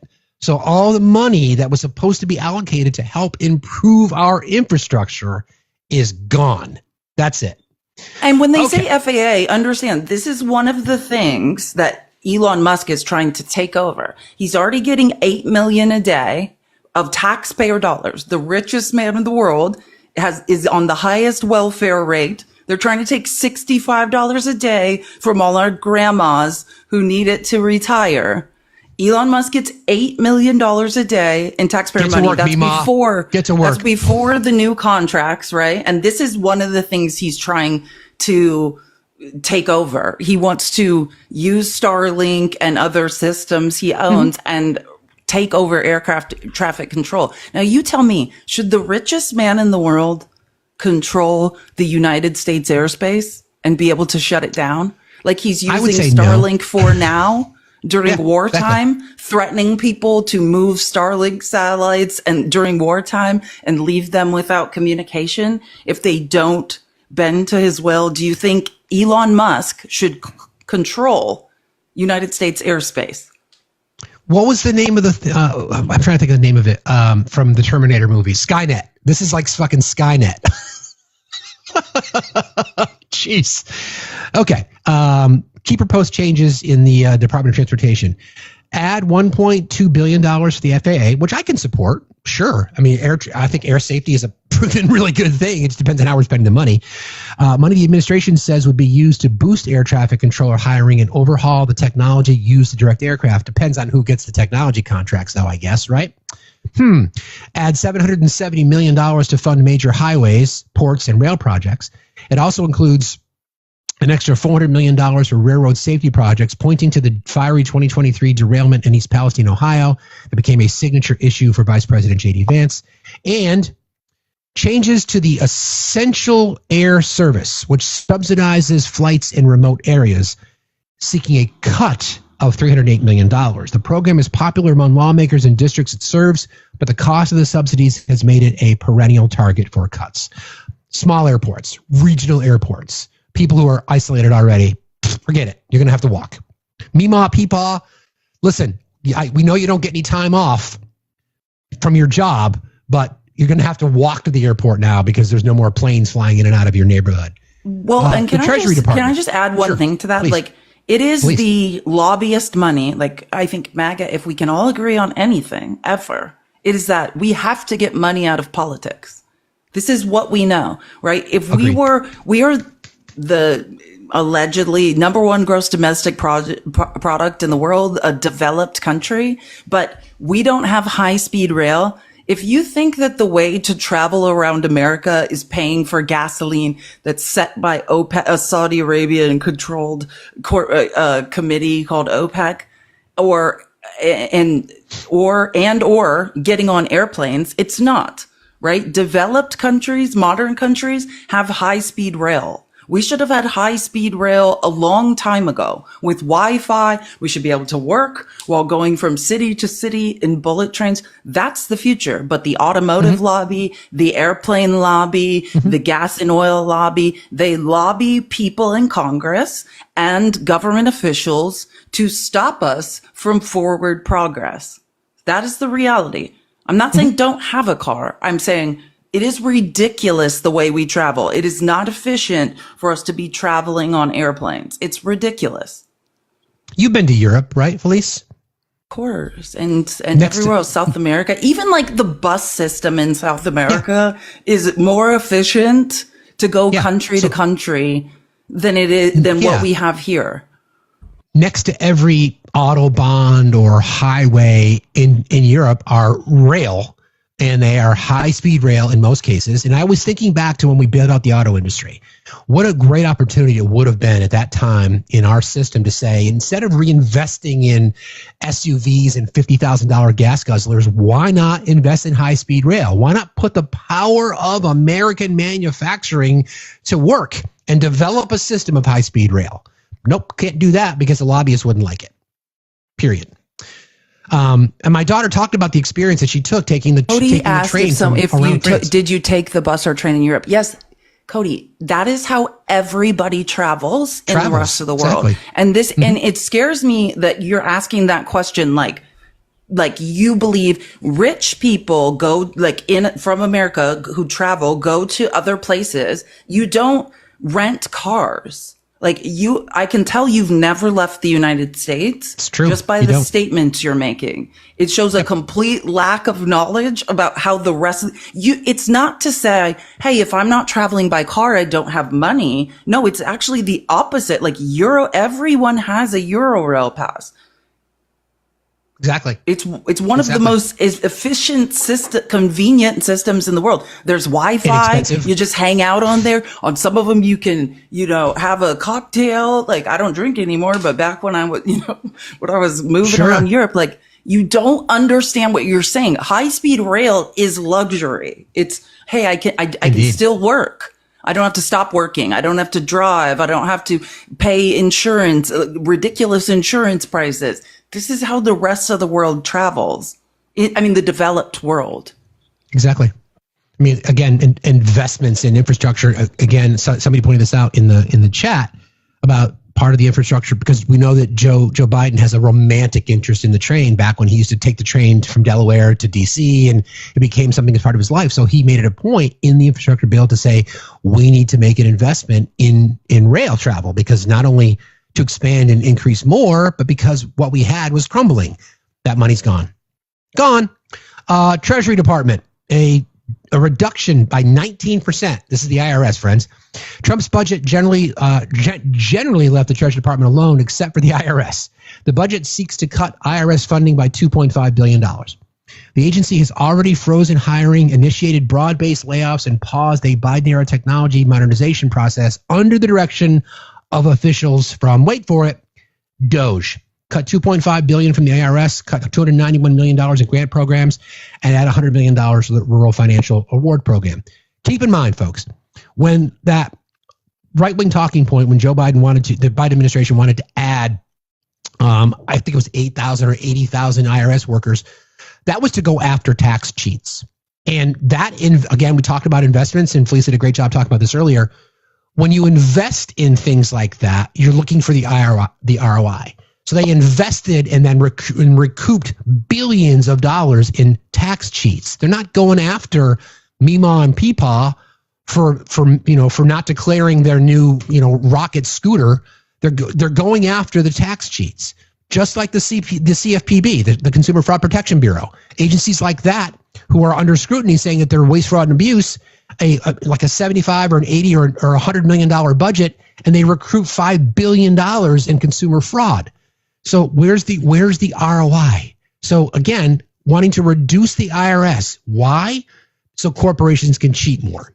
I don't know how else you could explain it otherwise. Well, and I'm going to just explain. Let me Please, just to add on that, because I'm passionate about this, because I want to alleviate everyone's fears. One of the ways MAGA has been doing, like, so you just bought it hook, line, and sinker, was when Joe Biden's like, oh, we're going to invest in hiring, like, whatever it was, however many, 87,000 IRS agents.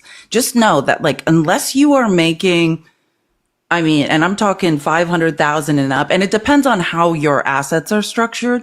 Our taxes are done. They're automated. There's no IRS agent that's like, hey, Felice makes $30K a year, like talking on the internet, and we're going to get an IRS, a forensic accountant to audit her, because what forensic accountants cost for 1 hour of work is less than I owe, right? So there's automated systems that do 98% of our taxes. That's the reality. When they talk about hiring forensic accountants, auditors, and IRS agents, they're talking now about high-level tax audits, forensic audits of corporations and billionaires, right? Because then there is a return on investment. It's saying, hey, if someone who costs, like, we're talking about billable hours similar to corporate law, so a forensic accountant that costs $600 an hour, if they spend 100 hours doing this audit, we're still going to make millions of dollars. And I went through the ROI. The average ROI is, as American citizens, for every dollar we invest in the IRS, we get on average $6 back. So it's a positive ROI, but that is actually a sliding scale, which I was trying to look it up real quick and I have it somewhere in my many outlines I do every day. But like when you get up to the 0.1%, that's what Trump is trying to prevent, right? They don't want as billionaires and corporations to be audited. For every dollar we invest in auditing billionaires, we get $16 back. That's where the ROI is. Like the real bodies, the forensic accountants at the IRS doing high level audits, that is who they're focused on. And that is why billionaires don't want them to exist. That's how we bring in tax revenue. There's no point in going after me. It will cost what accountants will, after 2 hours, we've lost money. That's the reality. Exactly. I mean, let's do a little thought experiment. Like another element of what you're describing here is when change to Joe Biden's policy about capping bank fees at like $5 or $10 or whatever the number was. Who stands to benefit from those caps being cut? It's the banks that are ripping people off anyway. And it's not just banks in blue states. It's not just woke radical leftists that are getting bank charges. It's all of us. So what would be the point to do it other than to benefit the people that are doing it, right?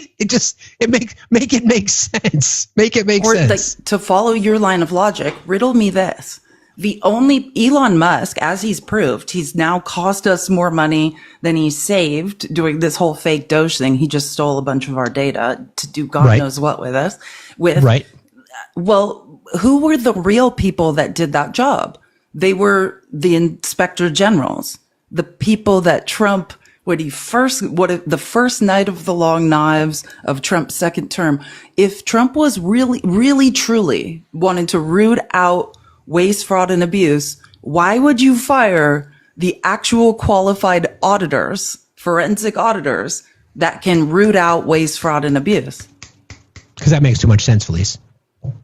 Because they don't want to, right? I mean, we're now in a pay to play society that does not benefit the middle class or, I can't remember who I was talking with. Maybe it was Matt. We're just like, there's no middle class. So we should stop saying that. There's the very wealthy, obscenely wealthy donor class and the rest of us, right? The working poor. Why would they destroy the Consumer Financial Protection Bureau? Like Fax is saying, why would they destroy the tiny agency that's such a small budget that would protect us against financial companies grifting off of us? Why would they take the only people that could do real audits to say, here's the waste, fraud, and abuse? The only real numbers, like I can tell you, I know, because Biden had it done. The Government Accountability Office, the Inspector General, they audited Social Security. 1% is fraud.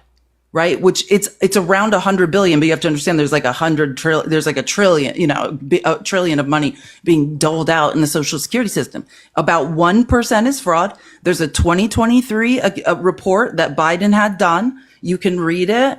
Trump quotes it. The only real times Trump's quoting actual waste, fraud, and abuse is from the Inspector General that Biden requested a report.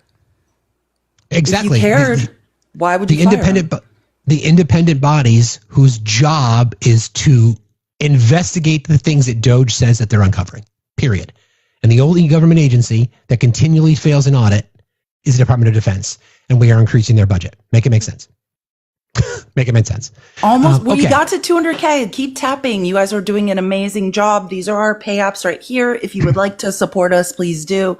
That's Fax's website at the very top of his screen. You can subscribe there. If I believe that's where he wants subscriptions, you can subscribe to me through my profile. But let's get to 300K. Thank you guys so much for being here on a Monday morning. I know it's a lot of information, but in general, like the idea that we're going, this is Trump's budget we're reading, the cuts he's making.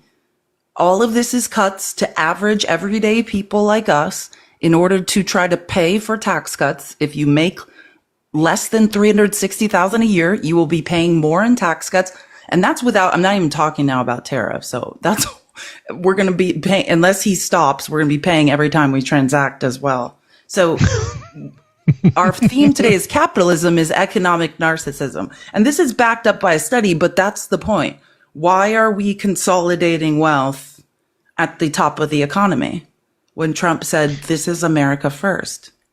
Thank you, JC, for your $5 on Venmo. They said, thanks for doing this. Can you guys do this every day? Thank you for saying that, JC. I appreciate it. We really appreciate you guys. And like we always say, we collectively have the smartest chat on TikTok. I always say that I do, but I know a lot of your followers follow me. I think we have I will put the people watch the people's receipts of it. They're smarter than me. I'm dragging it down. All right, we've got one more particular. These are the highest agencies, the ones with the biggest significant impact, and then I'm going to hand the keys to Felice for this amazing breakdown of the specifics around economic narcissism. But we'll go through this, and we're going to talk briefly about budget reconciliation, what it means, and what the Republicans' goal here to try to get this shit passed. So this is the VA. The VA gets a bump. They get a 4% increase, but the administration proposed increasing overall spending at the Department of Veteran Affairs by about 4%, which would also include money for veterans who seek private medical care outside the government-run system. The move comes after the administration had already planned cuts to the VA's workforce and contracts, some of which were later reversed. During Trump's first term, he pushed to allow veterans to move their health care to private doctors and hospitals. The Trump administration said the proposed funding, along with money from $50 billion Toxic Exposure Fund, the TEF, will enable the country to provide world-class health care to veterans, though it did not acknowledge that the TEF was signed into law by President Biden. Key proposed changes: fund almost $2.2 billion to upgrade electronic medical records so they can be accessed anywhere they seek care. Fine, that's good. Cut nearly $500 million for what Trump administration says are outdated and duplicative information technology systems at the agency, and additional $37 million in cuts targeting diversity, equity, and inclusion programs. Anytime there's a cut in any of these agencies, it's always radical left ideologies and or DEI. So just to kind of summarize real quick, I'm going to go through this list real quick, and then we're going to talk about the budget reconciliation. Then we're going to talk about the specifics of economic narcissism. Agriculture Department is a cut. Commerce Department is a cut. Defense Department is an increase. Education Department is a cut. Energy Department is a cut. EPA is a cut by 54.5%. Department of Health and Human Services, a cut, 26.2%. Department of Homeland Security, increase by 65%. The Department of Housing and Urban Development, or HUD, a cut by 43.6%. Interior Department, a cut by 30%. Justice Department, a cut by 7%. Labor Department, a cut by 35%. NASA, a cut by 24%. State Department, a cut by 84%. Transportation, an increase by 5.8%. Treasury Department, a cut 19%, and the VA an increase by 4.1%. Don't show me your values. Don't tell me your values. Show me your budget. So how then, do you ask, are the Republicans going to get this passed? Well, there's this thing called reconciliation. In politics, reconciliation refers to a special legislative process in the U.S. Congress, primarily used in the Senate, that allows a bill to pass with a simple majority, 51 votes, instead of the 60 votes needed to overcome a filibuster. It's a tool to expedite the passage of a certain budget-related legislation, particularly concerning taxes, spending, and the debt limit. Reconciliation is a way for Congress to quickly enact legislation on taxes, spending, and the debt limit with only a majority in the Senate bypassing the filibuster. Here's how it works. The process begins with a budget resolution that includes reconciliation directives instructing committees to make specific changes in spending, revenues, or the debt limit, which has happened in the House. These committees then draft legislation that addresses those directives. The legislation is then combined into a single reconciliation bill by the House and by the Senate budget committees. In the Senate, the reconciliation bill is considered under expedited procedures, limiting debate and amendments. The Senate can pass the bill with a simple majority as debate is limited and the filibuster cannot be invoked. Been used a few times, and I think this is interesting. Reconciliation has been used to pass significant legislation, including tax cuts. 2001, G.W. Bush. 2003, G.W. Bush. 2017, DJT. Also deficit reduction bills and the American Rescue Plan. The Congressional Budget Act limits the use of reconciliation to certain types of legislation, specifically those related to taxes, mandatory spending, and the debt limit. The Byrd Rule is a procedural rule in the Senate that limits what can be included in a reconciliation bill, ensuring that it doesn't stray too far from the budget's resolution instructions. The Republicans in Congress are attempting to use reconciliation so that Democrats do not have, or anybody in opposition to this, does not have a say. So attempting to avoid the filibuster by instituting the reconciliation so that it can pass with a simple majority. And that's why, just to remind everyone, I'm sorry. I didn't mean to cut you off. I was just you're good. Like, you're good. Why, and I rarely, I rarely say we need to get rid of people. And I'm not saying people of New York, if you love Chuck Schumer, reelect him. He just can no longer be in leadership. Because we're now in this reconciliation process. And what Fax was telling you is, so it's outside of the ability of Democrats to filibuster, right? Correct. That's it. So this can just be forced through with a simple majority. We cannot filibuster. We cannot stop this essentially from happening. And the only time we've had as, the left in the minority in Congress, any leverage was when we could have shut the government down, right? And why should we have done that? I just want to remind you, now our economy is officially, it's not predicted to contract. It's actually contracting. Correct. Trump can lie all he wants. Trump inherited the envy of the G7. We had recovered the best in the G7 from the pandemic, and all prospects were this economy is going to expand, right? The gross GDP will grow. Jobs will be created. And as a result of Trump's own decisions, which in my opinion are to clamp down on power and punish people who don't bend to his will, the actual GDP has contracted. The size of our economy is now contracting. Trump inherited a bull market. That means good if you don't understand the market. Now we have a bear market, right? And this is not, I love when I hear MAGA just be like, Joe Biden ruined my life. No, a pandemic hurts you. And because you can't read or make sense of basic information, for some reason, Trump told you to blame that on a person who did everything the right way to recover from that, and yet you still blame that on him. There was no worldwide pandemic. We weren't locked in our houses. By all accounts, what I thought and the rest of the world thought was Trump was just going to take credit for Biden's economy, and we were all going to have to sit here and pretend he did that. None of this. Could have just gone and played golf. He could have just gone and played golf. None of the, and that's part of the budget you missed. Just so you know, in this budget, $300+ million is allocated for Trump's golfing. That's Trump right. has golfed more and taken more vacations than I believe any other president in history in his first 100 days. While he unprovoked, there was no emergency, none of this needed to happen, drove our economy into the ground. And keep this in mind, too, before we get into, I'm going to hand the keys to Felice on the next topic, and we'll go through this piece together because it's crazy shit that she did. You guys can all appreciate the work that she did for you by gifting her and contributing to her pay apps, please. The Obama economy, we were booming. And Trump took credit for the Obama economy. And now here we are. The stock market is in the shitter, and our economy is contracting as we march toward our warning signs that a recession is coming. And of course, what about Biden? It's Biden's fault. So make up your mind. It's one or the other. If you are in charge, then you are in charge. If you're going to take credit for the good, then you got to take blame for the bad. But no, he's not willing to do that. Okay, so that's our exercise. Can I opine on that? So I want to help you, MAGA, because I'm following your logic, MAGA logic. I just want to help you understand what Fax just told you. Fax just said, you guys are giant, uneducated hypocrites. And let me explain to you what he means by that. Did the worldwide pandemic that nobody could start with Obama? Absolutely not. It started during Trump's term, right? Mm-hmm. Correct. That's when the pandemic started.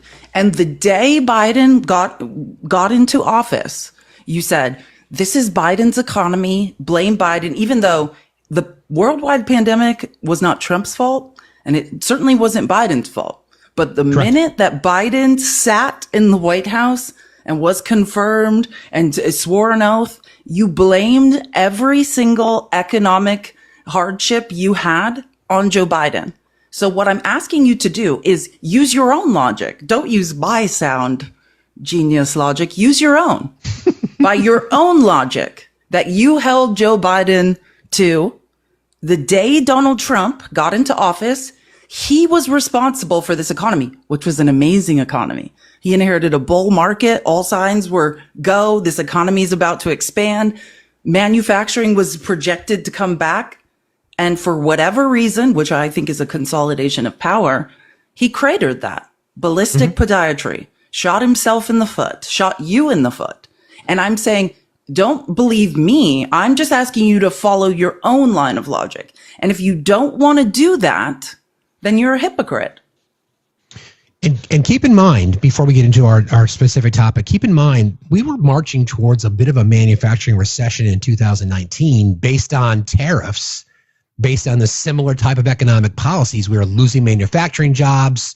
We had, that's, you can really look at the housing costs starting to spike under Trump in 2019, specifically because of lumber and steel tariffs on Canada. Shocker. And we were losing domestic manufacturers, Harley Davidson, Carrier, air conditioning, and others. COVID almost saved Trump from that economic doom and gloom.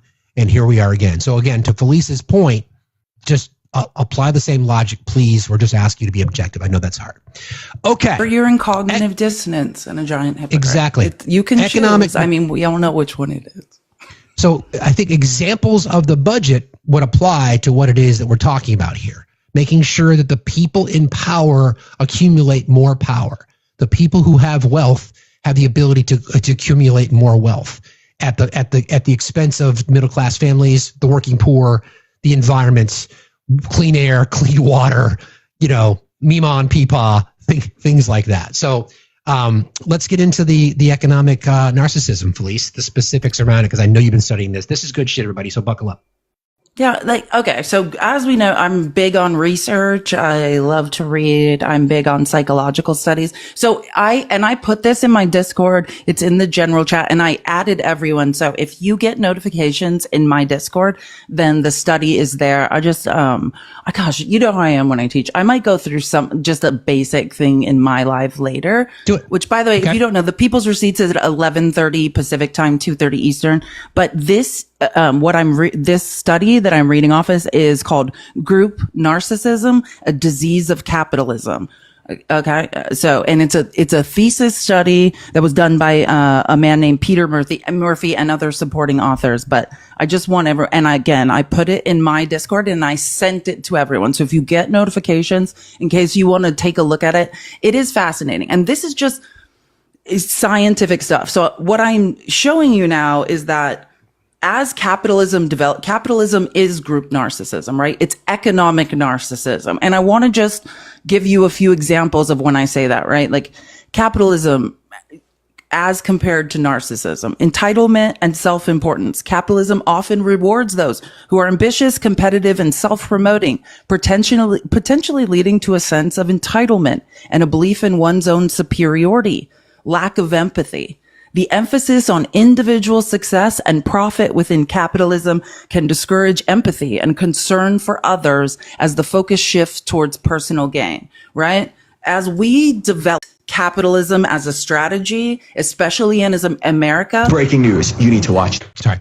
When we developed the advent of neoliberalism, which people hear the words neoliberalism and they think, oh, those liberals. No, this is not that. Neoliberalism is something brought on by conservatives, right? It has to do with moves away from social, the collective whole, and privatization, capitalistic monopolies, right? Like a move away from single entrepreneurial small business to capitalistic monopoly and people selling their life force to corporations for the right to go to the doctor, right? That's what we're talking about. Another example, when we compare narcissism to capitalism, exploitation, right? We talk about this all the time. One of the major onsets, Margaret Thatcher is if you understand, Margaret Thatcher is one of the grossest people to ever run England. She's like the quintessential conservative neoliberal. And this is, that's what it is. It's the capitalistic system can involve exploitation of labor, right?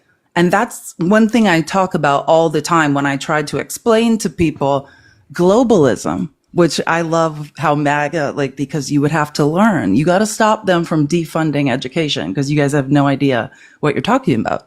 Globalism was a conservative idea born of neoliberalism, right? And you know why globalism came about. Why did we have to offshore manufacturing in America? It's because Americans started to say, hey, I have rights. I would like bathroom breaks. I would like a living wage. I would Weekends like I would like to not lose a hand or a finger in a factory. I would like weekends. Weekends were the 5-week work week was a development of labor rights, right? And globalism was this understanding of, as America modernizes, as people in America are demanding labor rights, what we need to do is go exploit labor in other places. Not just exploit labor in other places, but we need to exploit the resources in third world countries. So then we developed what we called trade triads, right? We will take the minerals out from under indigenous peoples in third world countries, right? Then we will move them to a place where the cheapest labor or slave labor is still legal. And then America will become the global market, right? Americans will essentially consume. Understand that the onset of neoliberalism, of conservatives saying, we need to seek out the cheapest labor. We need to exploit people. Americans don't seem to have the appetite for it. Let's offshore manufacturing. Yeah, it's almost as if MAGA doesn't understand corporations. I agree. Who said that? That's a good comment. Sorry. What did you say? Right. So just as a reminder, some of the tenets of fascism: corporate power is protected. The industrial and business aristocracy of a fascist nation often are the ones who put the government leaders into power, creating a mutual beneficial business-government relationship and power elite. Think about the people in Trump's cabinet. Howard Nutlick, for example. Labor power suppressed because the organizing power of labor is the only real threat to a fascist government. Labor unions are either eliminated entirely or severely suppressed. Exactly. And this study, if you look into and read it, it's not that long. It's probably about 25 pages. And we'll get into fascism was studied. I just want to cover these kind of general things, and then I'm going to get into some really scary. And then I'll get into the really disturbing stuff that will keep you up at night. I'm not even, wish I was kidding. Keep tapping the screen. Let's get facts to 300K. So the self-devouring society, that's another name for capitalistic society. Some critics argue that capitalism's relentless drive for growth and consumption leads to a self-destructive cycle where individuals are constantly encouraged to consume and compete, ultimately leading to a society of narcissists. And finally, cultural influence, right? Capitalism can also shape, as it has, which I can make this argument, and many psychiatrists and psychologists and sociologists have, as well as anthropologists. Capitalism can also shape cultural values, promoting individualism over the collective, consumerism, and the pursuit of material excess, which reinforce narcissistic tendencies. I was thinking of the best way to get into this and I want to this study is actually brilliant. And I encourage like we said, facts is right. There's brainiacs in here who love to read. If you want to understand the presence of the dark triad, right? Machiavellianism / sadism, psychopathy, and group narcissism in American society. This is a study there's hundreds of studies you can look into, but this one really, really lays it out. And what I want to talk about is World War II and the Nuremberg trials. I kind of touched on it.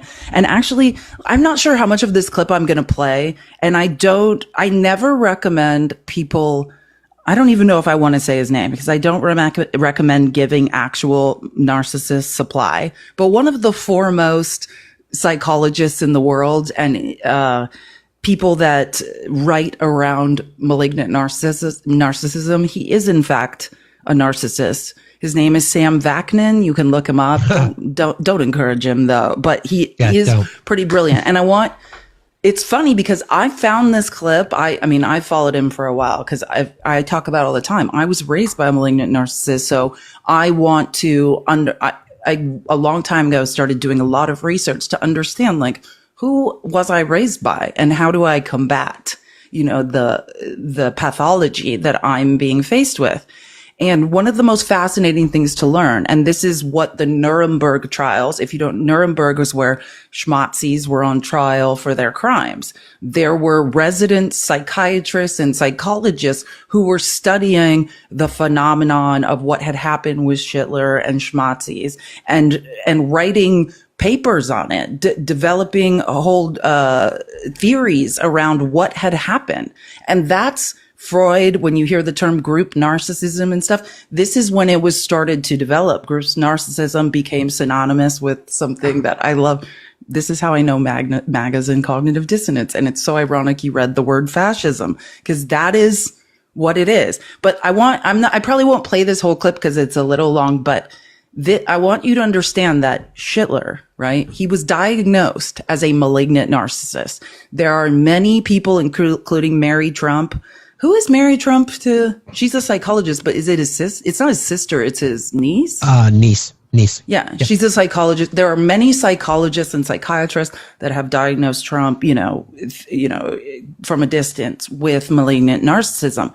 And what I want you to understand is malignant narcissism. One second. Can you imagine him sitting on the couch and talking about all his shit? They can't. They can't. Unless it was to manipulate the person who, it would only be from a manipulative stance. I mean, there's a complete lack of empathy. But this is what I want you to understand.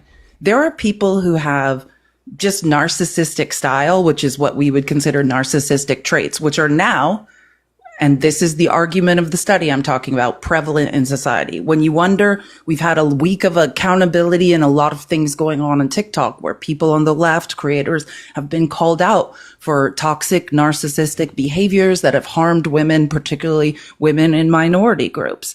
Mm-hmm. And I have heard a lot of people in comments saying, how could this happen? Well, that is why I'm doing this. I want to explain to you how it happens.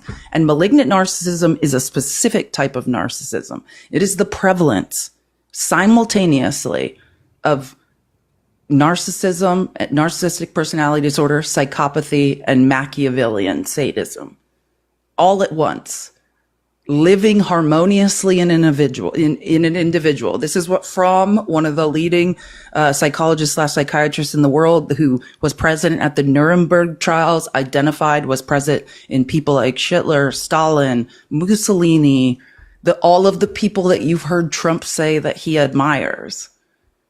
And so I just want to play a couple minutes. Again, this is Sam Vaknin, but he is a diagnosed person with narcissistic personality disorder. I don't suggest seeking him out and being supply for him. If you don't know what that means, look it up.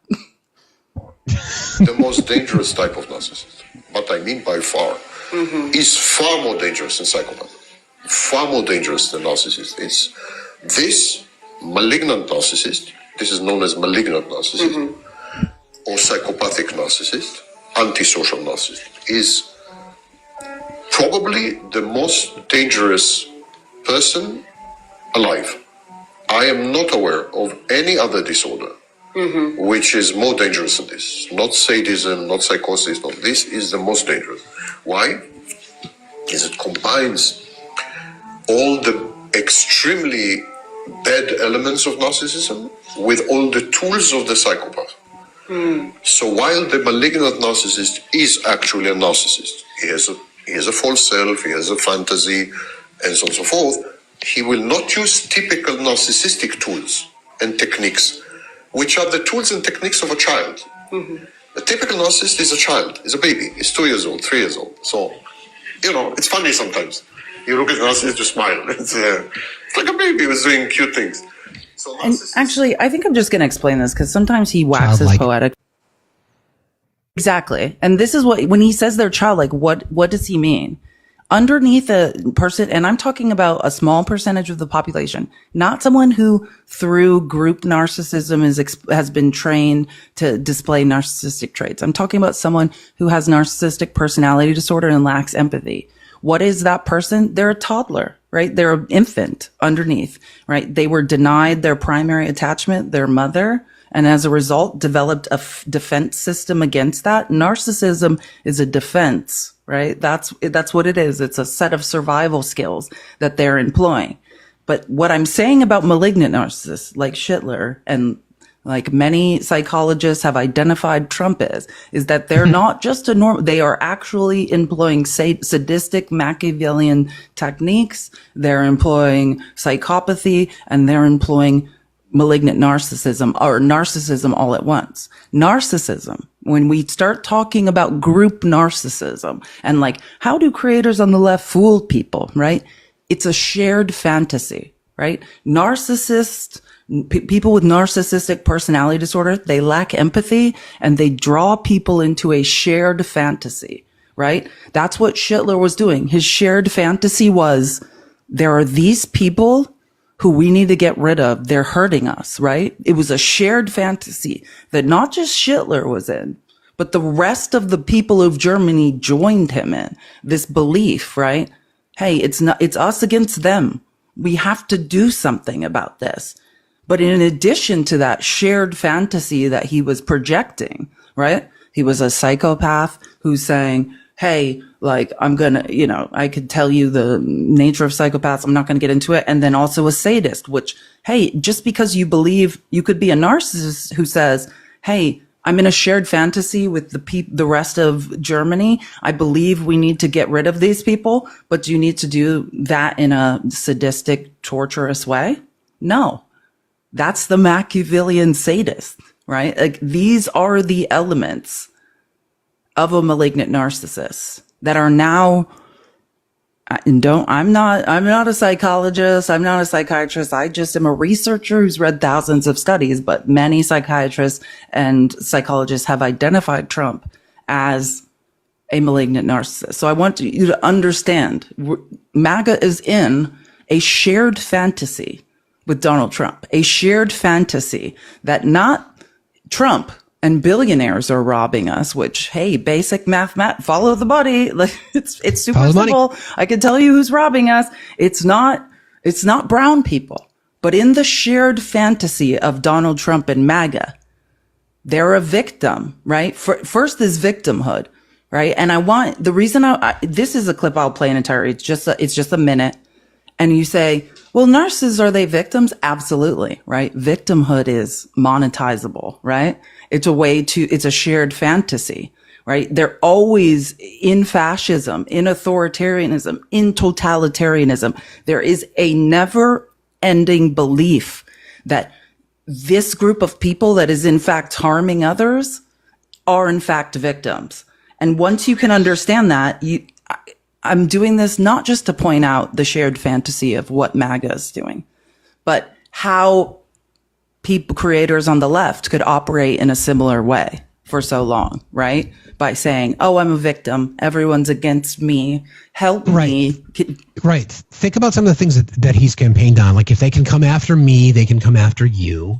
He used the I'm just standing in the way of them. Exactly. He used his mugshot in an attempt to get sympathy from black men in particular, to say, look, I'm one of you. I got arrested too. And I don't know if we can draw a straight line, but there was a spike in increase in black men who voted for him in the last election. So it's like, Zen, I am your redeemer. If they can come after me, they can come after you. So the power of victimhood, right? It's monetizable. Yeah, and listen to this 1 minute on the how victimhood is monetizable. I want you to think about how Donald Trump has monetized victimhood, how maybe even creators on the left have monetized victimhood who have turned out not to be the greatest people. Like, once we can understand the patterns, because I think when I watched a bunch of these accountability lives where certain creators were being called out for harming women, in particular minority women, the through line is this monetizable victimhood, right? And once you can start recognizing the patterns and identifying them, because what I saw, like, a lot of black women in comments correctly saying over and over was, it's not him. He's a symptom of a larger problem.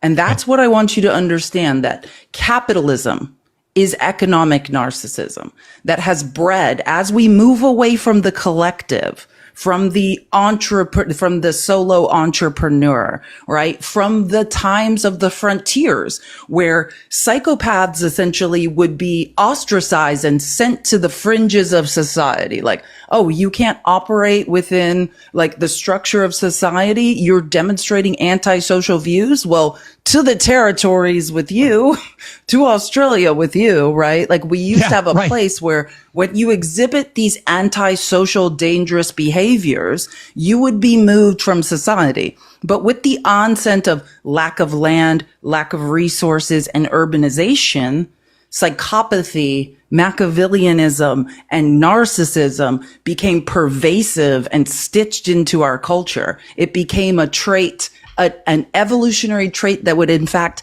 help you survive. Like I said, there's about 1% they believe presence of psychopathy in society. Well, in C-suite executives in corporate America, they place it at 3.5%, right? These traits help you in capitalism, the ability to lack empathy, to deny the collective, to step on people to succeed. So again, I want to play this clip about victimhood and how narcissists, psychopaths are able to actually profit off of it. The problem is that victimhood has become a way of obtaining narcissistic supply. Victimhood is an organizing principle, the same as narcissism.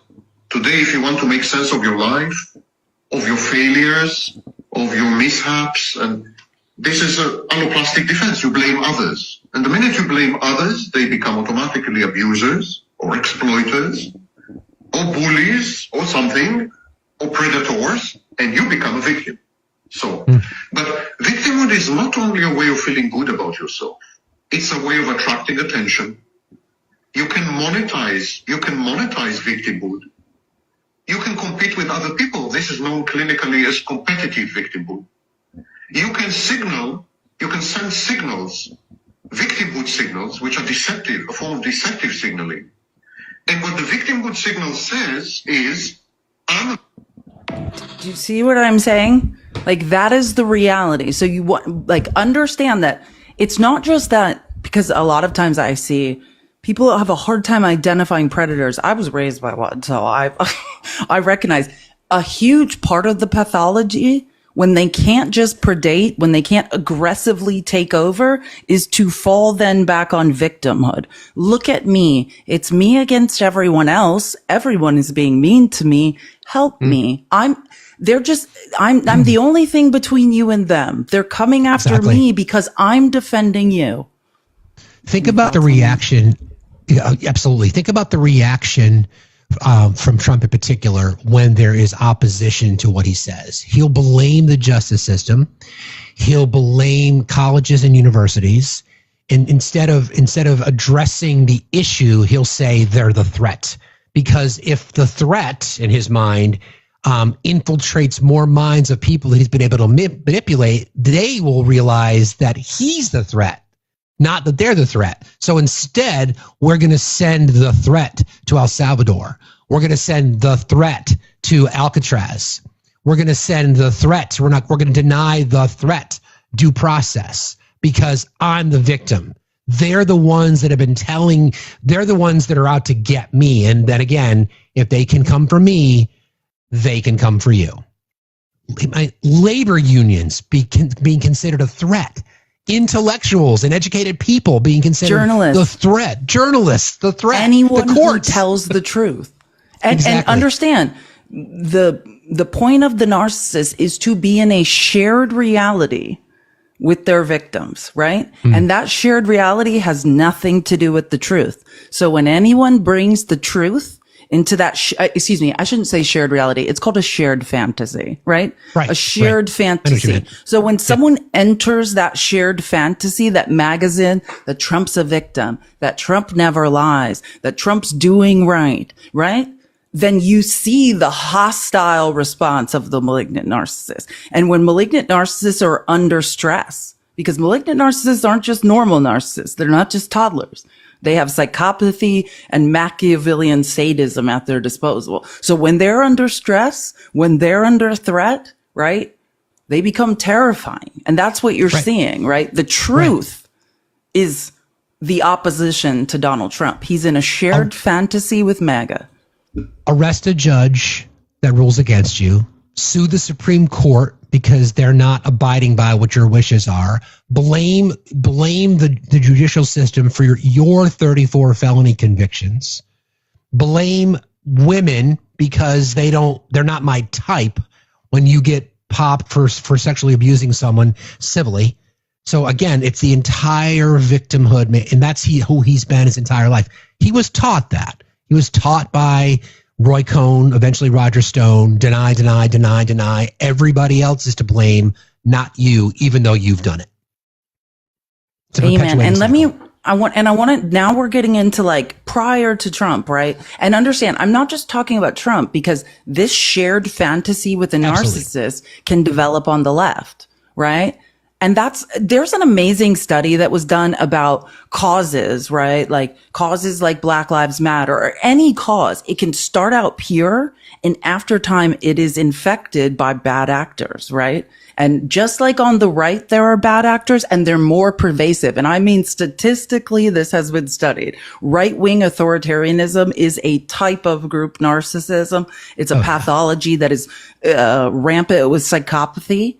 Right. So it's more prevalent on the right, but absolutely, as we have seen, there can be bad actors on the left who enter into a shared fantasy with people. So I think my goal is that let's hold individuals accountable, and particularly individuals on the right who engage in this type of behavior. But let's also recognize the pattern, right? And that these people are a symptom, right? George Santos is a symptom. And I want to talk about neoliberal. So just listen to this. Neoliberalism before you do that, real quick. It's okay. TKD Rosie, if you would like to insult Felice and I by calling us a Soros-funded activists, you might want to spell activist properly and not activist. Just saying. Thank you. Sorry, Felice. Go Thank ahead. you. Well, no, that's a great example of someone in the shared fantasy with Donald Trump. Thank you for being that ignorant and that much cognitive dissonance and being incapable of exiting the shared fantasy to prove the exact point I'm making. And that's how deep it is, that they can't recognize, they cannot hear the words I'm saying and recognize that we are correctly identifying the cognitive dissonance that they are in. But so just listen to this. Neoliberalism, right? And this is the move in America, like late 70s or early 70s. Jimmy Carter talked about this. The move to privatization, right? What you're seeing Trump do now on a massive scale. Neoliberalism was that it was globalization, privatization, the loss of labor rights, the loss of pensions, the loss of the collective. That when I say neoliberalism, that is what I'm talking about, right? It's adaptable to both democratic or authoritarian governance, right? Nowhere is this more apparent in the United States, where the Republican Party, now a wholly owned subsidiary of corporations and financiers who favor, I'm reading from this study now, who favoring corporate deregulation.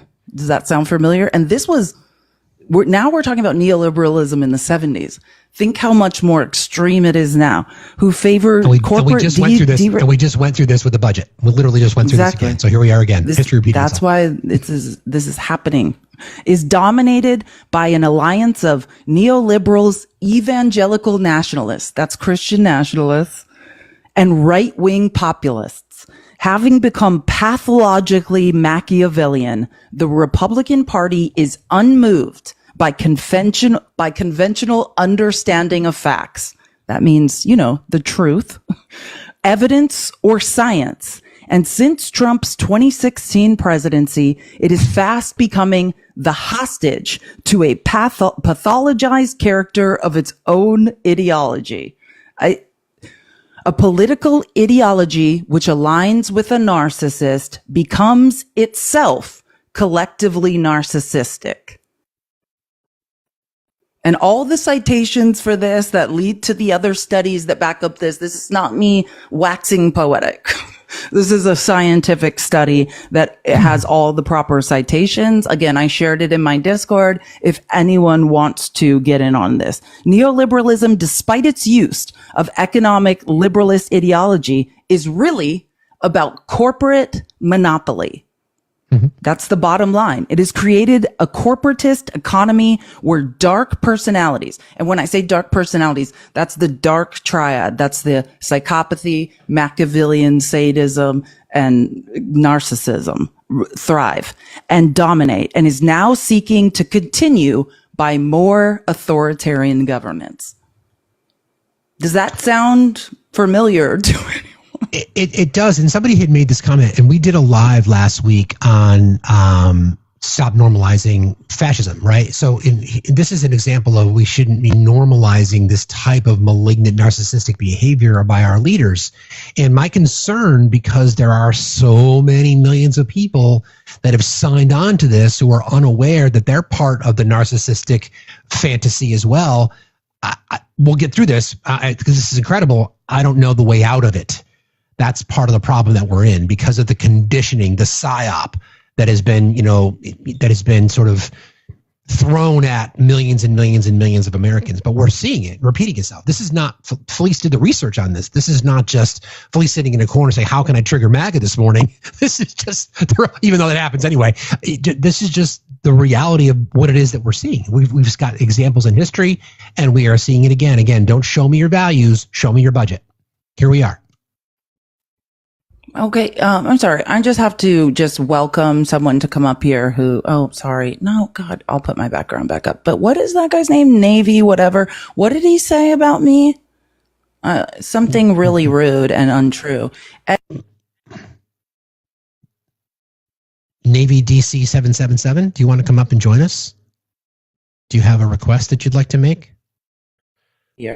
Are you enjoying Felice's education? Yeah, he doesn't like facts. Listen, I get it. As you are faced with the truth and you are being driven out of the shared fantasy of the malignant narcissist who runs your life, it's painful and it hurts. Now, wait, let me you think that? I'm telling you, this study is only 29 pages. All the citations are there to other studies that back up this research. Listen to this. Politics. Navy DC request. Navy DC, please request. Sorry, please go ahead. Yeah, no, well, Navy, this is for you. I'm going to say it slowly so your brain can get it. Politics, by the very nature of its inherent power, attracts dark personalities. And remember, I'm talking about that dark triad, Machiavellian sadist, psychopathy, and narcissist. Murphy, and that's the name of, now we're citing another study, found that America's capital, we're now talking about Washington, D.C., has more psychopaths than any American state.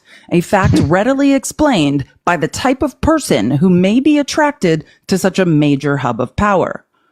Burke argues that today, many political leaders of major nations share psychological attributes little different from those of early 20th century fascists, which is not surprising when considering, like two other researchers found that dark personalities, I told you what that means, are more associated with a right-wing political orientation.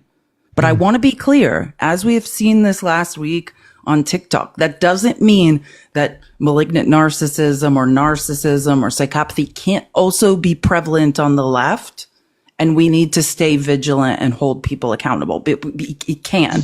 There's just right-wing authoritarianism is a concentration of psychopathy, sadism, and narcissism. Yeah, I mean, malignant narcissism is not politically idealistic. It is just, it's human characteristics. And then, but what you're saying is it's become a strategy from the right, though. The psyop of the right, which puts their people in defense mode, cognitive dissonance, seeking confirmation bias to support their dissonance. And here we are, being led by arguably the most malignant narcissist we've ever seen in the body politic, like ever. And Navy, we're still waiting for your request. Feel free. It's so weird. You're still down there. We can help you hold your hand things, but not requesting. Yep. It's the strangest thing. Dark triad personalities. Again, I'm just going to keep repeating it. So when I say that, I mean sadism / Machiavellianism, psychopathy, and narcissism. Let's take a little pause since he did request. So, good morning, baby. How are you doing? How's it going, guys? I'm Sal Hernandez. Oh, I gave her my name. It doesn't matter. Yeah, I have a moment. I'm on a Zoom call, but they dropped off, so I got a moment. I have a moment. So we're trying to figure out your concern. Are you questioning what we're saying? Do you not believe what we're saying, or do you have a counter to that? Well, first of all, I am educated. I'm not as educated as you guys. You guys are very, very, very, very smart. I would give you that. You're definitely more prepared than I would be, or the average person for that matter. You have studies, you have statistics. You guys are very well prepared. I would argue like data. Yeah. You've got data. You've got data to back up everything that you're saying. Yeah, it makes sense. Okay. I would argue that the average person doesn't really live their life based on data, so to speak, that you guys are doing. Most people are just trying to live and survive and get through the day. So it's like I live to survive. I'm in construction, so I live to survive. Right. I'm in construction, so I'm dealing with the average blue collar person. And when I talk to them and hear their ideas as far as, well, politics is not really a big part of their lives. Most average construction workers and blue collar people, we talk about sports, we talk about our motorcycles, we talk about our cars. Politics is very, very, very not that much. And the ones that do talk about politics, they all tend to be Trump supporters for the most part. We have our outliers that are liberal and don't agree with what Trump's doing. But for the most part, a lot of us are happy with what Trump's doing. And that leads to the thing that, well, it doesn't make sense. Why would an average person, given the data that you guys are throwing out that proves that Trump is not doing a good job, why is it that why do the people that support Trump think this way? And then the people that, like you, are intellectuals and whatnot, they throw all this stuff out, and to them, it doesn't really make sense to them. I can answer. I thought that's what I was explicating during going through this study. You're in a shared fantasy with a malignant narcissist. Right. And when you talk like that. And I just want you to know, like, I'm not like, you say, like, I'm not saying I have not gotten a 4-year degree, but like my education primarily comes from my just thirst for knowledge. Yeah, that's awesome. Right? So I was raised by a malignant narcissist, very similar to Trump. And I love to wait. Let me just finish and just receive it. And I love to learn. So I don't want people to, like, when you say you guys are very educated, it's not that I paid. I got a full scholarship to college for Division I athletics. Like, otherwise I would never have been at college. I would have been I assume you were in the military. Otherwise I was going into the military. Yeah, no, I did 20 years in the military. Yeah. So I'm just saying, otherwise that's where I would have been, was the military, to then get an education. But I was in college for 4 years, but my thirst for knowledge, anyone can have that, right? Like my need to understand. But yeah, so I don't want you to think that I'm saying, hey, I sit in a place of privilege. I'm smarter than you. I know more than you. I just want to understand. And every opinion I have or that I'm expressing, it's data driven. So I do statistical analysis. I read studies. I read Trump's budget. Like you're right. Because especially as a woman, right, we know, because scientifically, because the gender credibility gap, I will be believed less often than a male when I speak. So I have to be 300% right? And then I have to have 7 studies. And then I like to have a recording of a man saying the same words that I would then, I'm like, so I'm just telling you, like, this is not coming because I went to university. It's just, I have a thirst for knowledge, and I want to know the truth. And I get it. You believe, you feel like, is the right way to say it. Okay, let me say it. You feel like, in your own words, I'm going to quote. You don't know what I feel. Okay, let me finish. The reason I'm saying I feel, let me explain that to you, is because there's a difference between how MAGA feels. And I'm quoting you now. You were speaking and you said, people like us, we have facts and we have data and we have all these things, but why doesn't anyone in MAGA feel that way? That's what I'm doing. I'm using scientific studies to talk about the shared fantasy and the cognitive dissonance. And I'm giving not just examples of MAGA now being in cognitive dissonance with someone who may or may not be a malignant narcissist. Now I'm going back through neoliberalism and capitalism, and giving other examples of how that happened, right? Group narcissism, shared fantasies, all this stuff was diagnosed at the Nuremberg trials that were related to Schittler and the Schmatzis. Okay, you're throwing a lot at me. So I'm trying. There's three things that you talked about that I'd like to point out. Sure. All right, because you're throwing a lot at me. I almost feel overwhelmed, and because I'm a simple person. It's okay. It's all right. We'll when I say you're more educated than me, I did not really mean to imply that you've been to college, university, and you have all these degrees and all that. Of course, what you're saying is you're self-educated. I get all that, but that's one thing. The second thing, when people talk like this, it's almost like it comes across as you're talking down to people. And I believe in building relationships. And when you try to build a relationship, if it comes across that you're talking down to people, it's automatically you're going to be building up walls. That's just been my experience. I could be wrong, but that's been my experience. That's your opinion. That's fair. Yeah. And that's my opinion. I don't have any data or facts. That's just been my world experience. That's why I say you feel like. Yeah, I don't like feelings. I really opinions are feelings. But you use that though. So Navy. So see, now you feel like I'm talking down to people. Well, yeah. Hold on. It comes across as you're talking down to people.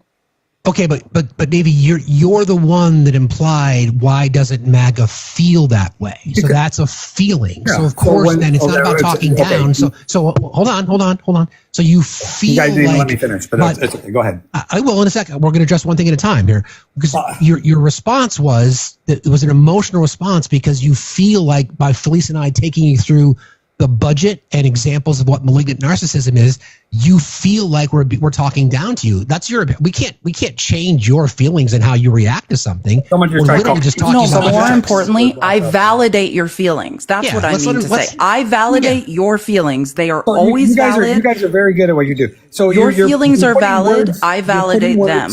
Yeah. You're trying to put me in a box, and you're trying to say that my feelings, my emotions. I'll be honest. I'm pretty apathetic about a lot of this stuff. And you can ask my wife, I don't care for feelings too much.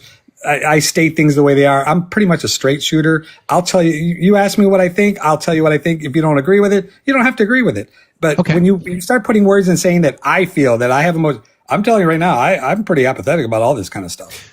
But you said that though. Those are your words. So I'll give you an example. I didn't. You guys put those words in my mouth. No, because you came up here and you said, why does MAGA feel differently? We're just using the words that you said. Hang on one second, please. You just said MAGA you asked that question, why does MAGA feel differently? So what we're addressing is potentially why. Well, okay, let's restart. Let's just restart real quickly. So when have you been listening to live from the beginning?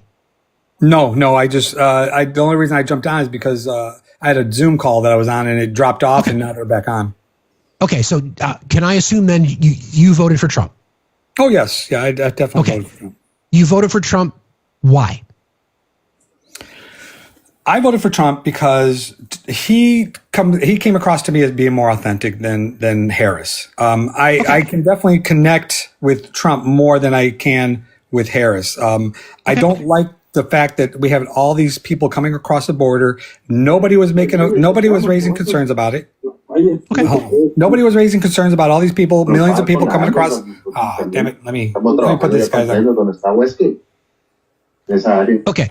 There we go. Okay. So anyway, all this concern about people coming across the border, nobody raised a fuss about it. And now that we have all these millions of people, now that we've shut down the border, now it's like we got to come up with a solution on how do we give due process to millions of people. That's one reason. I got you. Well, that's one reason. I got you. So let's take one at a time.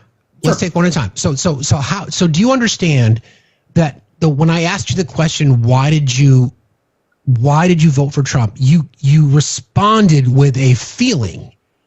But I never used the word feeling. You're putting the word feeling.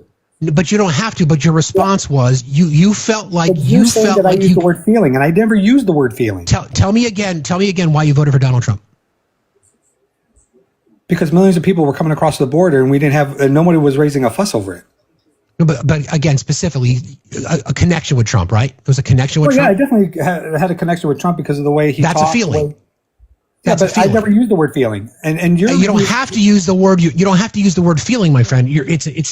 you're implying that you connected with him more. Okay. Yeah. So again, so that's the border. So did you also vote for him because he was going to lower your prices?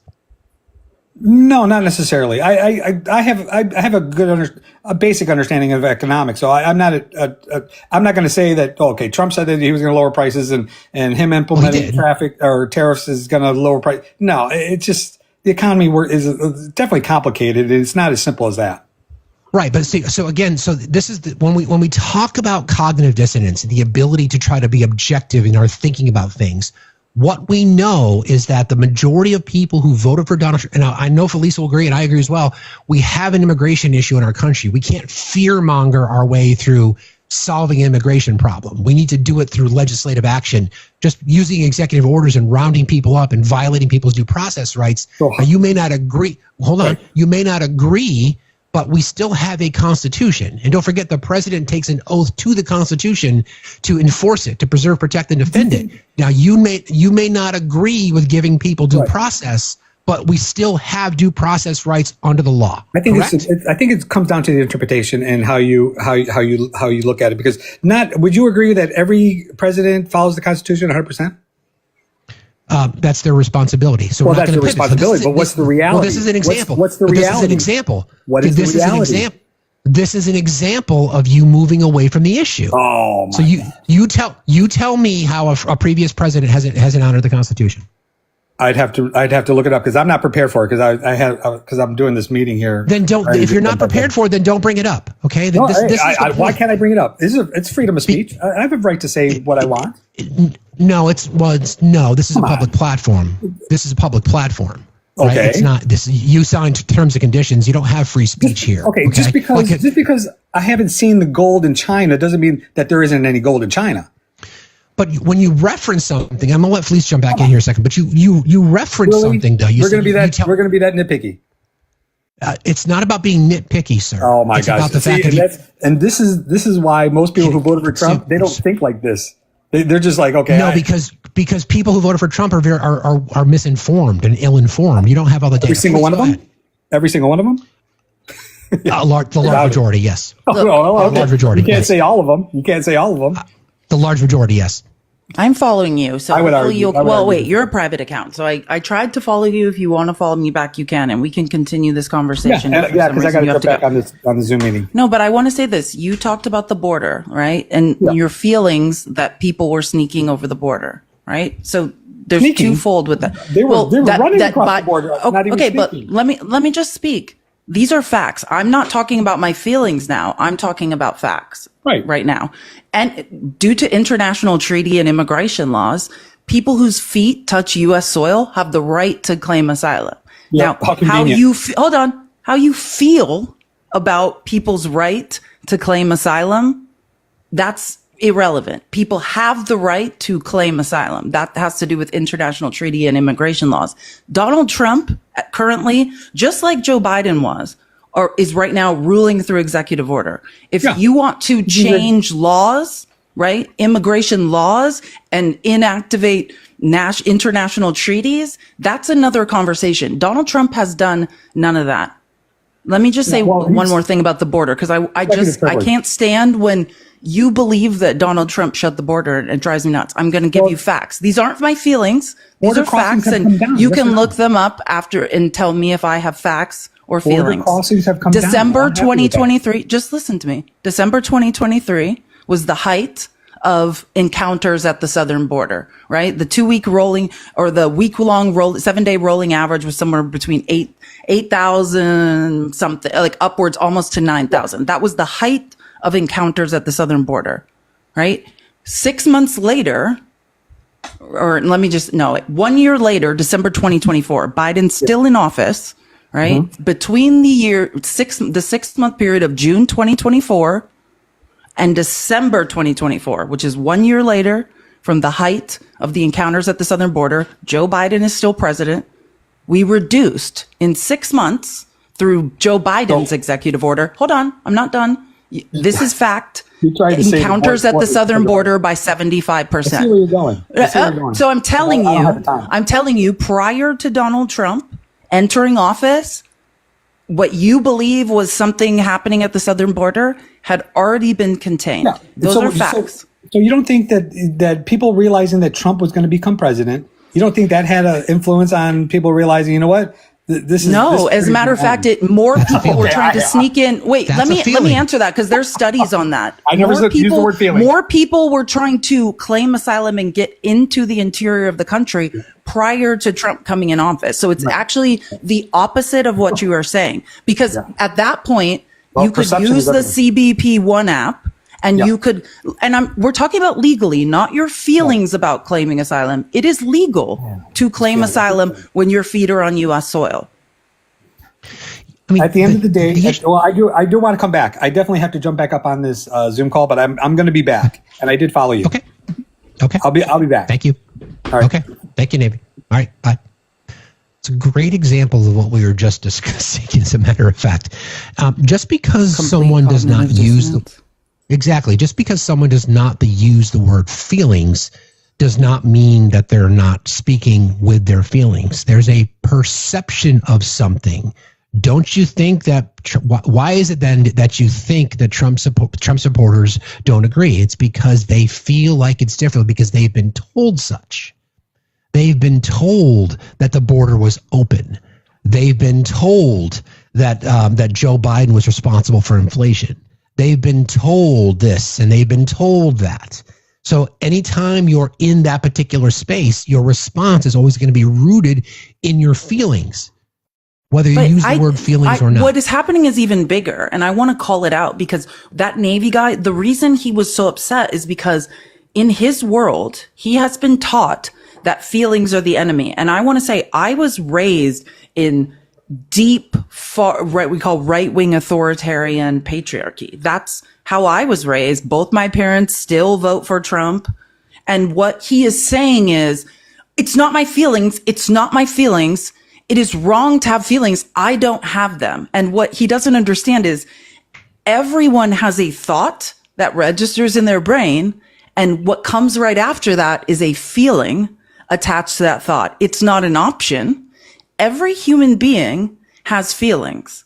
And the difference between how you feel about something and if something is factual is now, are we talking about facts? Are we talking about statistical analysis? Are we talking about data? But what you saw there was somebody who has been taught and steeped in patriarchy. And I was raised in that, like locked in closets, like don't shut up. No one cares about your feelings for days until I stopped feeling, stopped crying, stopped begging. Like I understand how men end up like that because that's how I was raised. Like it took me years of therapy to recognize like, oh, whether I want to acknowledge or not, we're all having feelings. And like when you're up here and you're so determined because just the word feelings you're taking as an attack, that's correct. A larger issue that you have to ask yourself why. Whether you want to or not, we all feel. And MAGA men, let me help you. Anger is an emotion.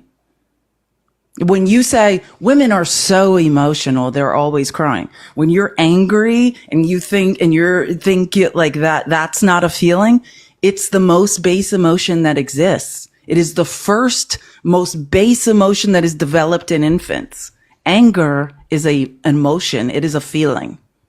And don't forget, society tells men that the only feelings that you can show publicly are anger and lust. And that's part of the problem. And I just want to touch on something that he said. I mean, it's interesting.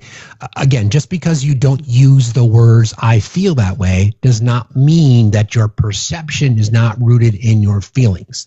It is factual that border crossings were reduced by 75% between June of 2024 and December 2024. That is factual. If you disagree with that, then in a conversation rooted objectively, you would provide counter for that. Otherwise, it is just your perception or your feelings because you've been told that they haven't.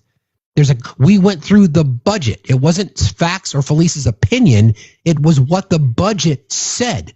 We have data that tells us that there are being cuts to programs designed to protect women from domestic violence. That's not a feeling. That is factual. How you react to that to say that's not true would be your feelings because you've been told that the Trump administration respects women because they've hired them in certain positions, thus tokenizing them. That's when we say that Trump is trying. One of the main projects of Project 2025, which has been put into action, I think there's a website where you can check, I think over 60%. Remember back when you said we were delusional and Project 2025 was never going to happen. Didn't happen. Every executive order issued, except for a couple.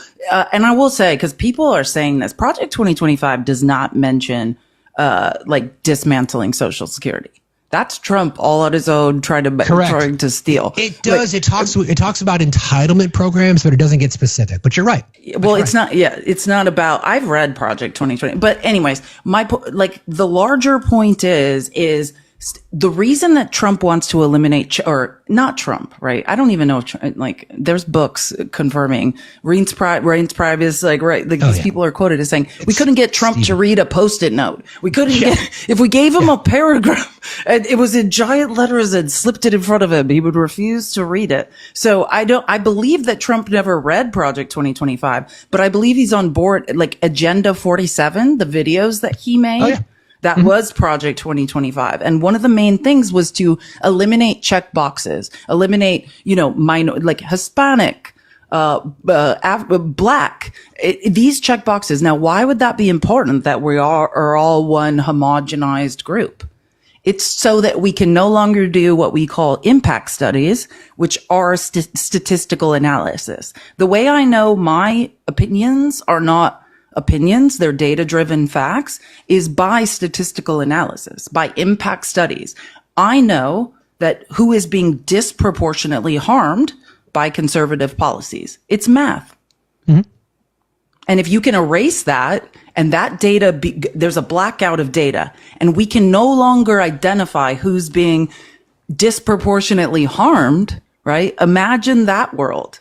That's why they want to erase trans people. They want to erase the LGBTQ, the IA. They want to erase Black people. They want to erase multiracial people, because then it makes it harder to identify who is being statistically, mathematically discriminated against. Exactly. It's not a feeling that the agriculture department budget's been cut by 18% to go after SNAP benefits. That's not a feeling. It's in the budget. Cut $721 million in funding for rural development programs, cuts to forest management, eliminate commodity supplement food programs, eliminate McGovern-Dole food for education programs. Not feelings. This is factual. So when the administration tells their voters that they care about kids, that they care about women, again, don't tell me what your values are. Show me your budget. It's not feelings. This is rooted in fact, which goes back to the narcissist fantasy that Trump and his voters live in. The shared fantasy. So just to continue along that line of logic, that seems go ahead, and I'll be right back. You good? Go ahead. Yeah, sure. Back. That seems to be triggering a lot of MAGA. When I say dark triad personalities, what I'm talking about is, again, a malignant narcissist embodies three things all at once: psychopathy, Machiavellian sadism, and narcissism. And that the narcissist that is prevalent in the malignant narcissist, that is the shared fantasy, right? The shared fantasy of victimization. These other people are hurting us. We've got to get rid of them. I'm the only thing in between you and them. I'm defending you. Help me. I'm a victim, right? That is the shared fantasy of the narcissist. And when the narcissist is under stress, malignant narcissist becomes under stress and is under anxiety, that is when the sadistic traits come out and the psychopathy. But listen to this. So dark triad personalities, which is exactly what I just described, are acquiring political power. Again, I'm reading from a study, a scientific study, are acquiring political power more often now because they are adept. And this is what I think that Navy guy was describing, but didn't understand what he was saying. Right? They are adept at utilizing newer high emotion media forms to promote themselves in what becomes a case of people confusing a narcissist with a charismatically confident political leader, right? He feels like Trump's saying the right things. You're in a shared fantasy with a malignant narcissist. and data. That's why it's so important to discredit professors, science, any source of real information that can discredit the shared fantasy and the cognitive dissonance that this group of people are living inside. And this study is cited, and this, just to be clear, the psychiatrists that are being cited here are the ones who were at the Nuremberg trials, right? I'm talking about the shared the malignant narcissism of Schindler, that now more people have diagnosed Trump with the same affectations, right? That's what we're talking about. Both can be energetic and charming, but narcissists also tend to be self-serving, unethical, and attracted toward a political environment as their manipulative and opportunistic natures motivate them more to interpret events in political terms and disguise their motives by personalities gain the support of 30 to 40% of the population after being elected to power. They dismantle democratic norms. Does that sound familiar?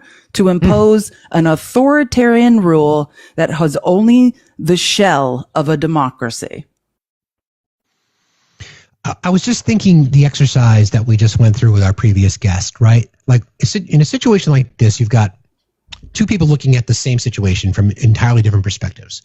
We provide the data. We say 75 border crossings are down 75% over a 6 month period. And I won't put the words in Navy's mouth, but we have so many conversations. They'll say, "Well, no, that's just not true." So in a situation like that, the only way to break the tie is to go to the source. So when you go to the source and you say, "Well, the CPB, Department of Justice, Homeland Security, the data that they report says, in fact, yes, border crossings are down 75%." The response from the PSYOP is that, well, no, we can't trust that source. You expect us to trust the CPB? You expect us to trust the Department of Justice? Because it's been weaponized against us. It's all part of the same plan. It's diminish everything that would contradict the argument. So in Trump's mind, to tell his voters, no, it's at record levels. Don't believe anything. You believe me. You trust me. You trust what I tell you. 21 million people a day are crossing the border. Well, no, we've got a reduction of 75% over a 6 month period, trending down. To break the tie, we say one thing, they say something else. That was an example we just had in our last conversation. You say one thing. It's for us. I know Felice will say the same thing. It's not about winning. It's about what the data is. You can't break the tie unless someone says, okay, this is what the information. You say the sky's blue. I say the sky's green. We look at the sky's blue. We're never going to be able to move past these conversations unless there's an understanding that the people have been psyoped. They live in this fantasy because the only person they've been told that they can trust is That's dangerous. It's super basic. Like, let me help you. If you're in a democracy, then you can challenge leadership. You can look up facts and say, "Oh, what Donald Trump's saying is not correct." If you do challenge the shared fantasy you're in, the cognitive dissonance, and you're rejected from that community, you're demonized, you're placed in harm's way, then you're in cognitive dissonance. You're in a cult. Listen to this. Narcissistic leaders. Again, I'm reading from a study that was I'm now quoting, we're talking about the rise of fascism and group narcissism around World War II. Our topic today is capitalism, economic narcissism. Narcissistic leaders are characterized by a personality trait that seeks power to validate their pathological need for admiration and recognition, surrounding themselves with sycophants. That's you, Navy, to reassure their grandiosity and to buffer them from any criticism. That's if you are MAGA and I'm saying, these aren't my feelings. Everything I say on the internet every day is data driven. I'm reading studies. I have data upon data to back it up. And then I'll find a clip of a man saying it because I know it's hard to listen to a woman speak, right? And if you still are in the place where you believe I'm lying to you after seeing all of the evidence, after I've put this study in the Discord for everyone to read, right? That is, you're reassuring the grandiosity and to buffer the narcissist from any criticism. However, they fail to govern fairly, having a Machiavellian obsession with power, perpetrating corruption. This argument reminds me of the conversations that we have that the right only thinks that a Democratic-led government can be tyrannical. So when they talk about their Second Amendment rights to stand up to a tyrannical government, first of all, we know that's not true, again, because of history and because of facts and because of, I've researched it. We certainly know that the 2A is rooted in racism and the slave trade, et cetera. So here we are. The tyrannical government is the one that they voted for. The tyrant sits behind the resolute desk currently. The tyrant doesn't seem, just literally admitted, I don't think I have to necessarily honor the Constitution, but that seems to be okay. So the tyranny coming from the right, the tyranny is what they've bought into. And again, it's rooted in narcissism. It's rooted into the psyop. They've been conditioned to believe that unless it's Trump that tells them something, everything else, even though it might be the same exact thing, you could trust the Justice Department under Trump, but you couldn't under Biden. You can trust the Department of Homeland Security under Trump, but you can't under Biden, et cetera, et cetera, et cetera. The Constitution is the law of the land. The president is supposed by, again, it's in their oath. They're supposed to preserve and protect and defend it. And because his voters, based on the lie that they've been told, agree with him violating constitutional norms, then they don't care about what the Constitution says, which is, again, if you saw our friend previously try to pivot to say, you don't think other elected officials of the president violate the Constitution? I didn't say that. Just give me an example. Well, I'm just asking you for example. They want to use Joe Biden's student loan debt repayment plan or forgiveness. What did Joe Biden do? He accepted the results from the Supreme Court, attempted another way. That went back to the Supreme Court. They denied it there. He wasn't violating the Constitution. He was trying to find things that were constitutional.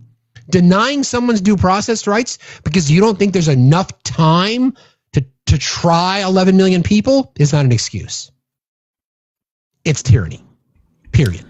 Once in a position of power, many narcissists descend into a deeper pathology, showing more malignant traits. The capacity of dark personalities to sustain power is in the ability to transfer their pathology to the wider culture. When I say you are in a shared fantasy with a malignant narcissist, I mean it. This is scientific. This is science. This is what has happened to you. Those aren't your feelings? Those aren't your feelings? These are not my feelings. This is just science. I'm just sharing with you science. And what you have to dig deep and get out of cognitive dissonance and the shared fantasy is, why do you reject that? And my guess is the real reason is loss of community, right? Loss of community. You've built a community and you might lose that as a result of being wrong. But absolutely, there is no data to support anything Donald Trump says.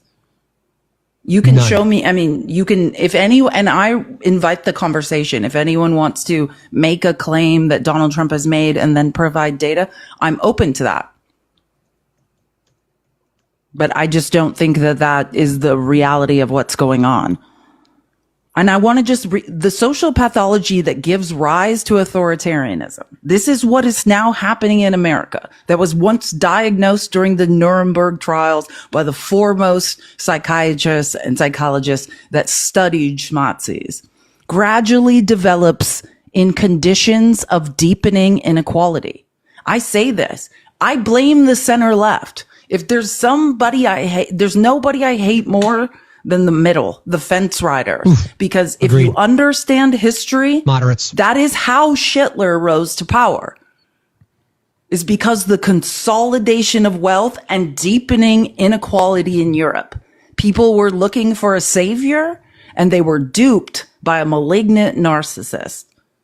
That is exactly what is happening to us now in America. right? Disintegrating social norms and corruption of values, indicated initially by increasing cultural narcissism. It is the first part of a toxic triangle. The followers are the second part, that's you, MAGA, of the toxic triangle, and are characterized by collective narcissism, where the group has become their external locus of control.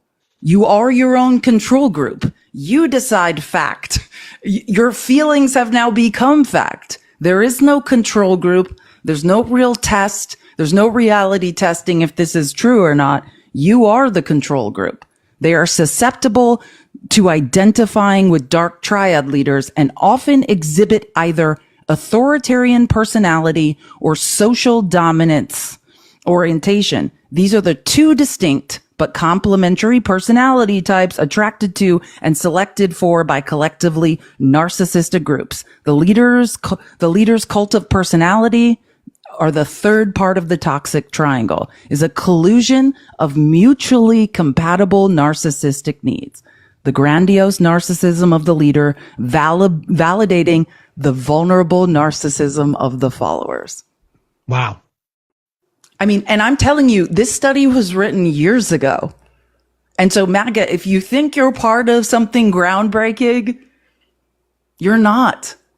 I used to think what was wrong with me because I was raised by a malignant narcissist like Trump. I used to think, whatever's wrong with me, nobody's like this. And after years and years of therapy, I realized, oh no, I am a carbon copy of many other people. You are not special. There are studies just mapping out exactly who you are. Just real quick, just a programming note, friends. We had some issues with our YouTube, but I do know that Felice is streaming on YouTube and on Twitch, I believe.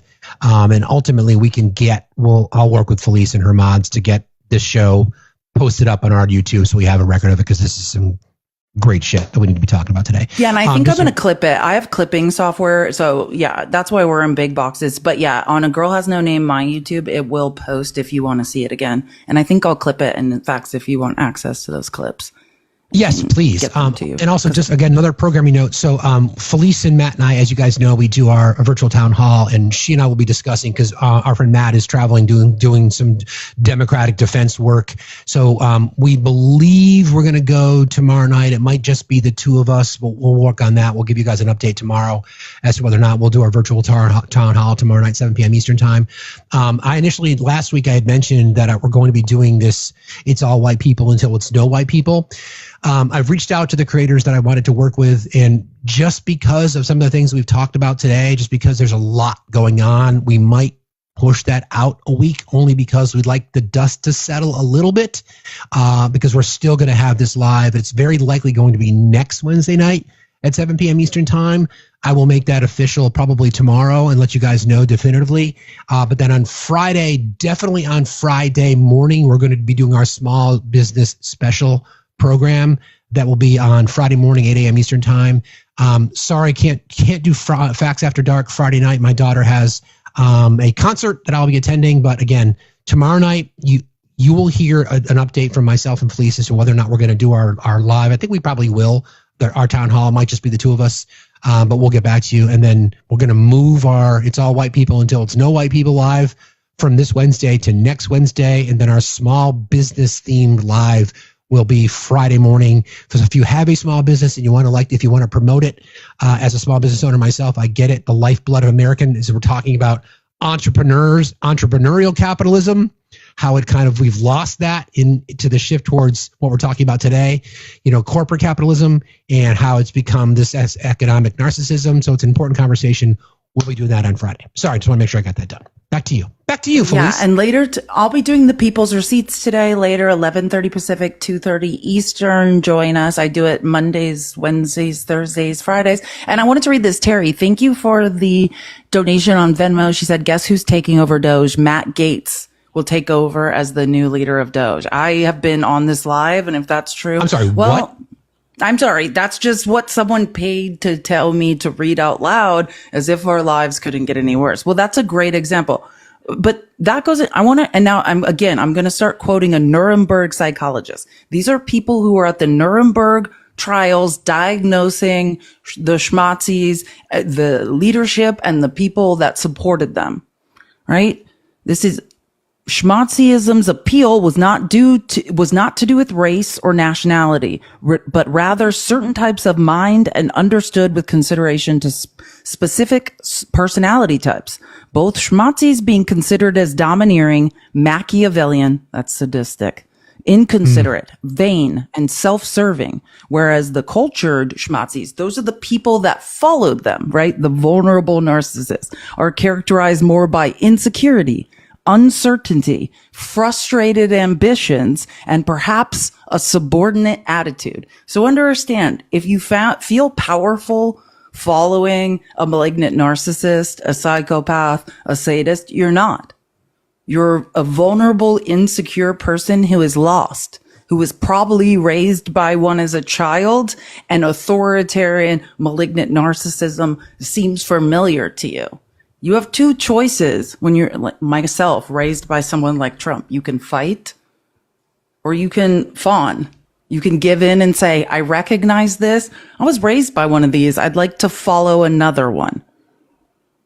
Easily manipulated. I'm sorry, CJ, I welcome, CJ, here's your chance, CJ. I'm going to help you because I've seen you spamming the comments. If you feel that way, if you don't understand the difference between free thought and what is going on in the shared fantasy of MAGA, you continue making false statements. You are welcome to come up here and communicate with us publicly. Otherwise, stop typing the same thing over and over. I would love to have the conversation with you and explain to you the difference. Please request up. Any day now, CJ. You've only written your fingers. You probably have arthritis at this point from typing the same exact thing over and over. I want to read again. We're talking now about the Nuremberg trials where Schmazzis were held accountable and their followers. A Nuremberg psychologist argued sociopathic personalities dominated the Schmazzi leadership, noting that Germans had been raised in a culture which prioritized deference to authority. Does that sound familiar? There are many studies about how Americans have been raised in authoritarian households. And that's why giving deference to an authoritarian male seems very familiar. Don't cry, I'll give you something to cry about. This isn't up for discussion, right? Does any of this sound familiar? We have been bred to follow an authoritarian leader. Just saying, prioritize deference to authority over reason, and it created blind obedience to a pathological leadership.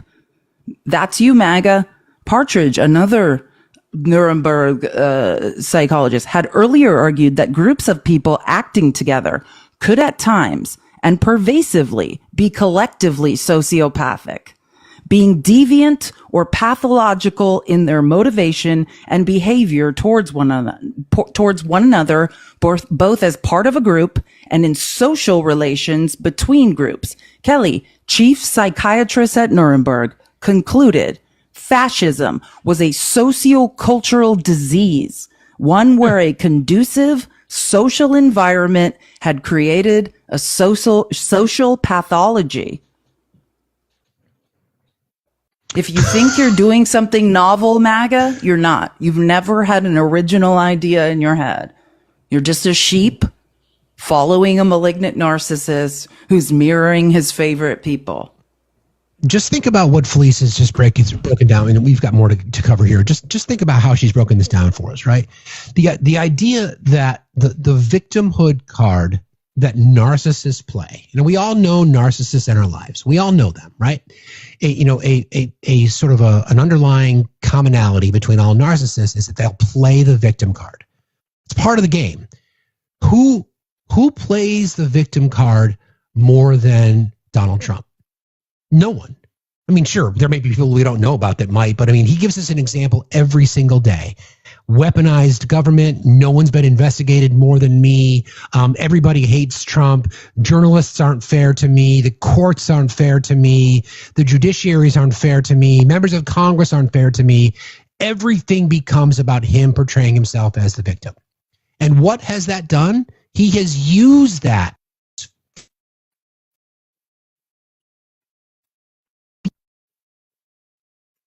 I think you're muted. I can't hear you. Did it come back? Yeah, now I can hear you. For a second, I couldn't hear you. Yeah, I got a phone call. He's used that victimhood as fuel to bring in other people who feel like they've been aggrieved.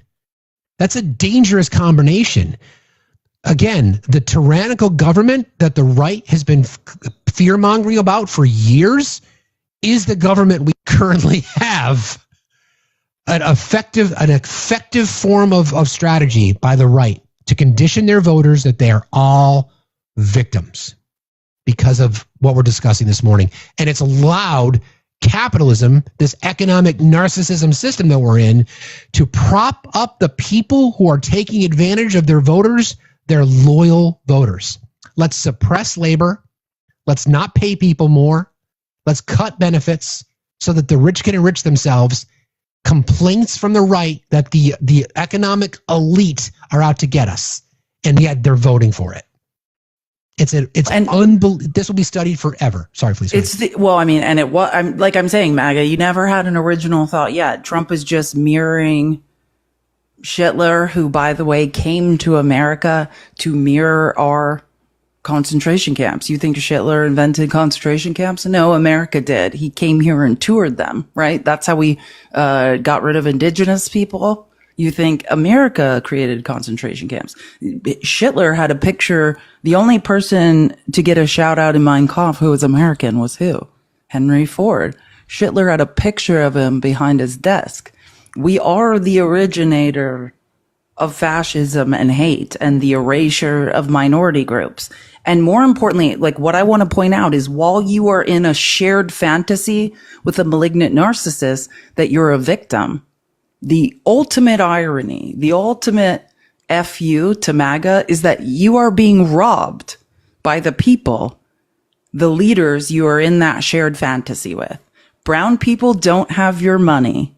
Immigrants are only helping you retire. They're only supplementing the gross domestic product. You are actually biting off your nose to spite your face by mass deporting brown people. That's the truth, but you'd have to, that's another live. We don't have time for that today. I could take you through an economic study of how ludicrous that is. But the real people who are robbing you, who have your money, are the people that you are going to the mat for, that you are in this shared fantasy with, that CJ's like, I don't know what you're talking about. Someone said they disagree. You're welcome to come up and explain why.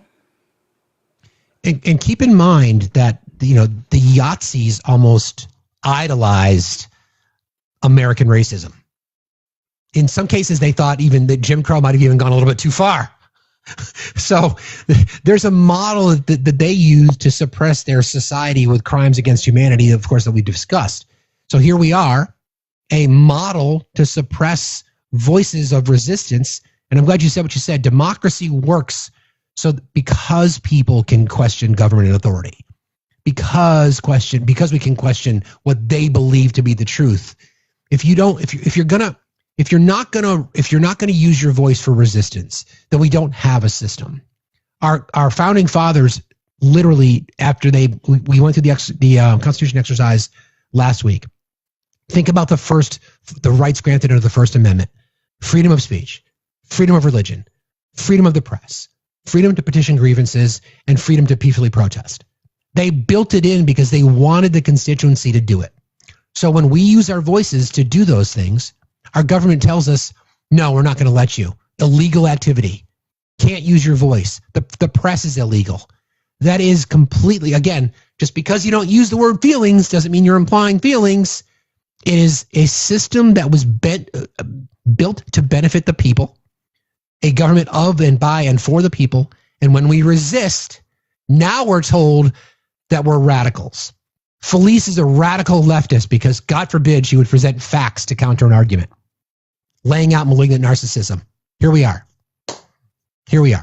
Economic narcissism, capitalism, especially corporate capitalism. I still believe in entrepreneurs, but they can't function in our society today. But that is the advent of neoliberalism, which that has nothing to do with liberal values. Neoliberalism was the move towards privatization, towards corporate monopolies, right? Like that is, it's a conservative movement. It's Reagan. I talk about this all the time, and MAGA fact check me. If you can do statistical analysis, and I keep saying this, AI can do it for you, so you can fact check me. Since the advent of, don't worry, just don't tax billionaires and corporations, it'll trickle down to you. $50 trillion between 1980 to 2022. It didn't trickle down, it trickled straight up. $50 trillion since we had to hear the irony of trickle. Don't worry. Just let rich people off the hook. Fine. It's totally fine. Yeah. They'll trickle down to you poor folks. Don't worry. $50 trillion has trickled straight to the top of the economy. What's happened just since the stock market? What's the number? Like $6 or $7 trillion of wealth has transferred just since the stock market's crashed, since the economy, or since the inauguration? I think it's like $6 or $7 trillion of wealth has transferred. Yeah, just in this short amount of time. Where Trump manipulated the markets and said, the day where he repealed some tariffs. That's so right. much, like just his DJT stock, he made 400 something million.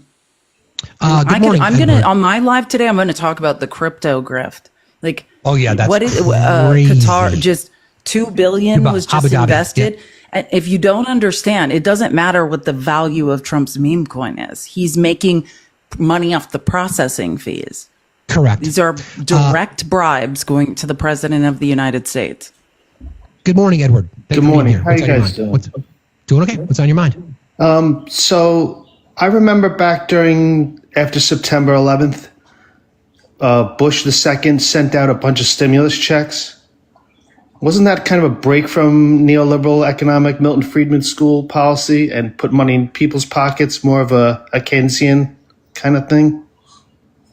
Yeah, I mean, you could perhaps make that argument. Are you talking about after the collapse of what are you referring to? After September 11th, they gave us stimulus checks, and it was kind of like an implied admission that Keynesian economics really boosts the economy and not the Milton Friedman neoliberal school.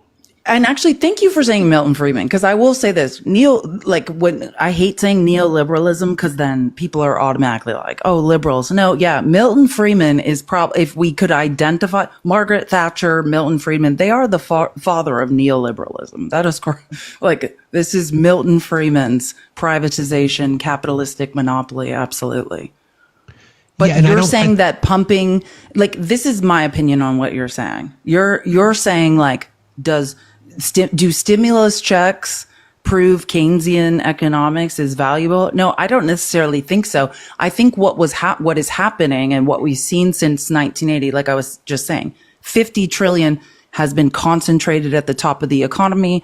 And then we can look at capital gains taxes. If we're taxing, like, making money on money, right, at a lower rate than we're taxing wages, that is how money is staying at the top of the economy.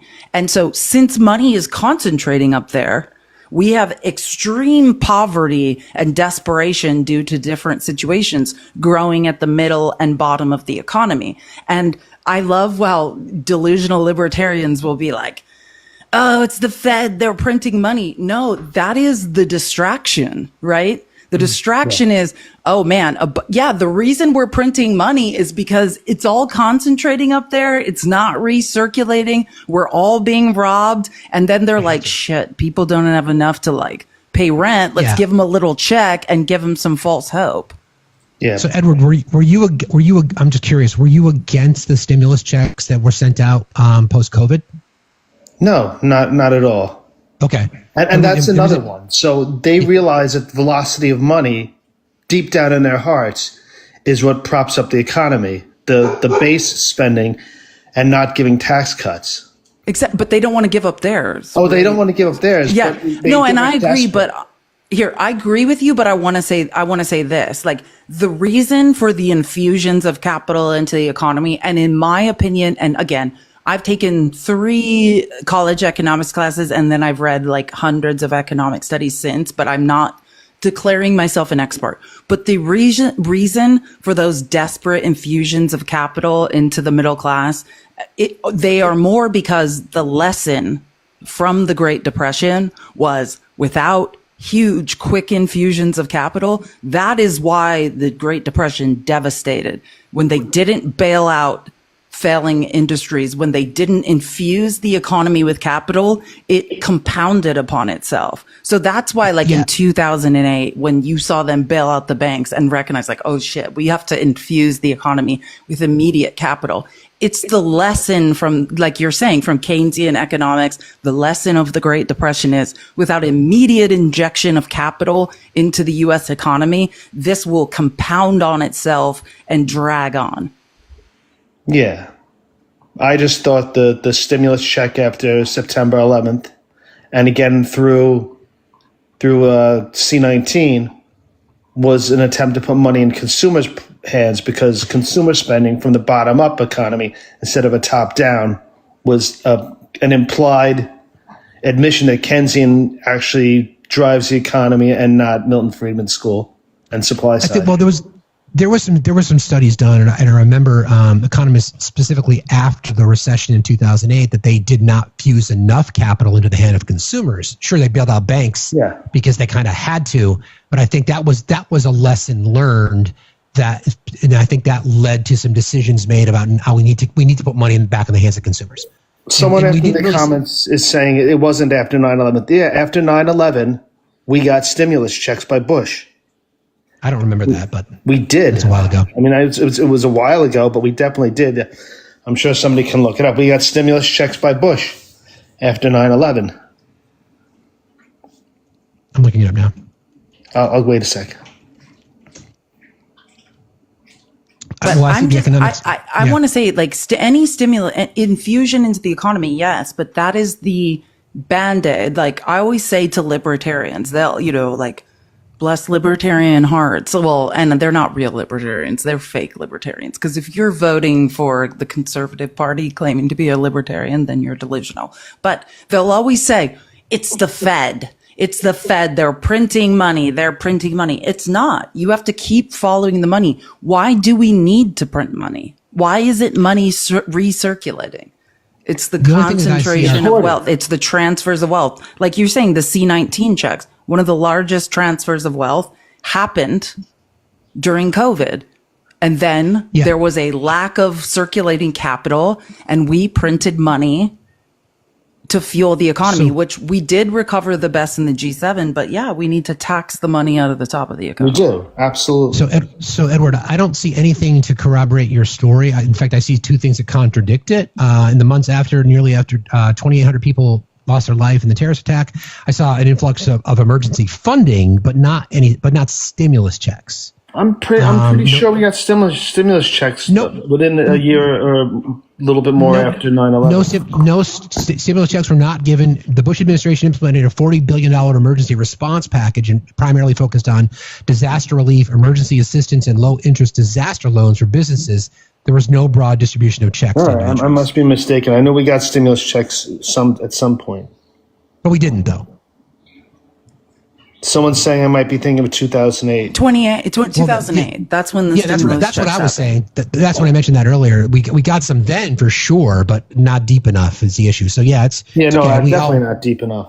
That was the second largest recession since the Great Depression. Mm-hmm. And what we learned from the Great Depression, when you don't aggressively infuse the economy with capital, and I'm not defending the way in which we bailed out banks, because what we learned from then was through deregulation, when we bailed out banks, what happened to it? It went to golden parachutes for CEOs that have a high rate of psychopathy, and and then stock buybacks. Like, did that actually go to where it should have gone inside corporations? Absolutely not. Same thing within COVID.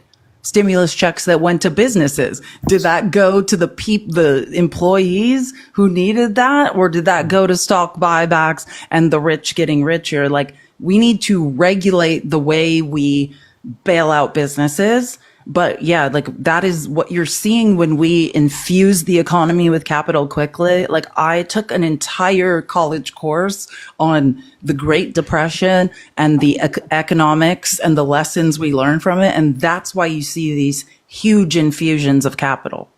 At the same time, after 2008 and C-19, it's almost like a new paradigm business model with corporations realizing that these minor crashes or even large crashes, they can consolidate capital by buying up the market when it drops.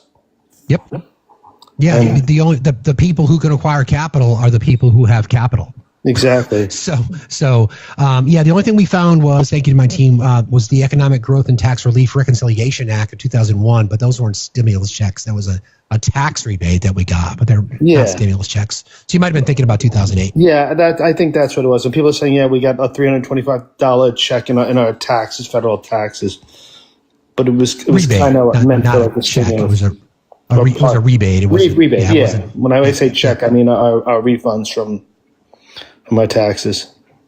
Yeah. I agree generally with what you're saying. Like, like the lines of logic you're on, I agree with. And I think like the COVID-19, like the lesson, and I'm saying the nefariousness of corporations, what we learned during these recessions and crises, what did they learn? And not what we learned, but what did they learn? Price fixing, right? Capitalize off a crisis and price fix. Keep prices high for longer. And where are we seeing that now? The egg industry. If you haven't seen, I invite everyone to look up. It's been exposed now. The math, the statistical analysis is there. Like hiding behind the bird flu and groups of huge egg producers using that to artificially elevate prices. Profits have never been higher in the egg industry. Sure. They always learn what we're willing to pay for products when they raise the prices like that on some emergency. And guess what? We keep paying. Edward, thank you for jumping in. Thank you for jumping in today, friend. I appreciate you. You got it. See you later. I followed you, Edward. Nice to meet you. Nice brain. Keep it going. I think somebody pointed this out, and I was just thinking this, Tiffany. We print money because it doesn't end up in the hands of the people that it needs to end up in hand. It stays at the top. And by the way, the 2001 tax rebate checks in response to an economic slowdown exacerbated by the 9/11 attacks, Congress passed the Economic Growth and Tax Relief Reconciliation Act of 2001. This legislation provided tax rebates to eligible taxpayers, $300 for single filers, $500 for single parents, and $600 for married couples filing jointly. These rebates were advance payments of the new 10% income tax bracket and were distributed to taxpayers who filed their 2000 tax returns. So it's part of their return, which, again, good thing, but not enough. And again, there goes our and what's another one? Like I recently read a statistical analysis on the oil. Trump continues to lie that gas prices are the average. It's like 197 or something. That's a lie. The national average is like mid threes or a little bit lower than that. And Trump keeps lying about gas prices. But the more fascinating thing is not about Trump lying about gas prices. It's about what gas stations are doing to offset lower convenience store sales. They are artificially keeping the price of gas high, right? If you're, when recessions hit, people are going to buy fewer chips or things they used to pay for. So now we see people artificially keeping the price of gas at pumps higher. And I'll say this because that guy we talked to, Navy guy, he was like, Kamala wasn't a good candidate. I'm here to tell you, if you believe Kamala Harris was not a good candidate for president, then you have a lot of work to do, a lot of deconstruction, pound for pound. If you had never seen her face or heard her name, she was one of the top 5 most qualified presidential candidates of all time. Period. If not the most. You could make the argument, I could make the case. I could easily win in a debate to say Kamala Harris was the most qualified presidential candidate. I could make the same argument for Hillary Clinton. Totally. But I mean that genuinely. So I'm saying if you, and this is my advice to you, MAGA, when you show up in debates, if you want to say that, then you have more work to do to deconstruct It's factually untrue. And what we're facing now is not just a corrupt president who's exhibiting signs of malignant narcissism, but also a corrupt president that is being bribed by corporations to create corporate monopolies and manipulate price structures so that we will forever pay more. So profits remain exponentially high for shareholders, for the billionaire class. That's the situation. And that is what Kamala Harris unequivocally campaigned on. Exactly. Period. I mean, big picture on this. Government exists because, by and large, corporations in the private sector don't do the right thing.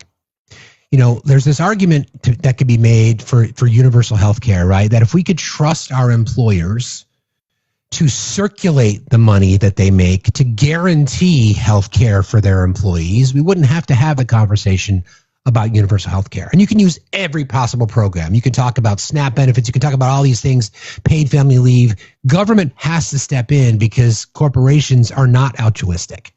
They're not going to be doing these things. So people say, let's allow corporations to provide subsidies to healthcare for their employees. I would say we've tried that and they don't do it. They are paying for yachts and boats and guaranteeing. Stock buybacks, golden parachutes, C-suite packages. And like I said, the average rate of psychopathy in the U.S. population is 1%. In C-suite executives, that's CEO, etc. It's 3.5%. And I remember when I got promoted to be a C-suiter, I was only in the position for less than a year because of what you just identified. I was like, this is nuts. I don't want anything to do with this. And it just became a soul-sucking enterprise. My point is that people have these debates about how we shouldn't be punishing corporations. And I'm like, we are not punishing. They have every possible economic advantage there is. So we advocate for universal health care. People say, well, allow corporations to do it. Well, they don't do it. I understand they have a responsibility to their shareholders. I get that. I totally understand that. And I get that. That's how the system works. But the fucking system is broken. So the fact that we have to have these conversations about economic narcissism is because our corporations are not out for us. $50 trillion, friends. What's the date since 1980? Is that right, please? Yes, to 1980 to 2022. $50 trillion in money that has stayed at the top and has not circulated. The model of not stayed at the top, transferred from the middle and lower classes to the top. To the top. That's right. That's right. That's what I'm trying. We have the amount of economic power we have left is so little, and they are literally trying to take it from us right now. We are going back to feudalism. And like, this is, if I can impress one thing, it's just understand why the French Revolution happened, right? It was, people were serfs, right? We were in a feudalist system, there were kings and queens and the aristocracy, right? Mm-hmm. There were royals. And then there were people who were serfs. We worked the land and we didn't own anything. The kings and queens owned it all. And like for working ourselves to death, they would give us some scraps to stay alive. That was the agreement. And the French Revolution was about this idea of capitalism, of enough of the kings and queens.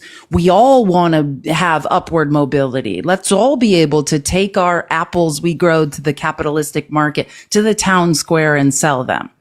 And I want you to understand, if you want out of this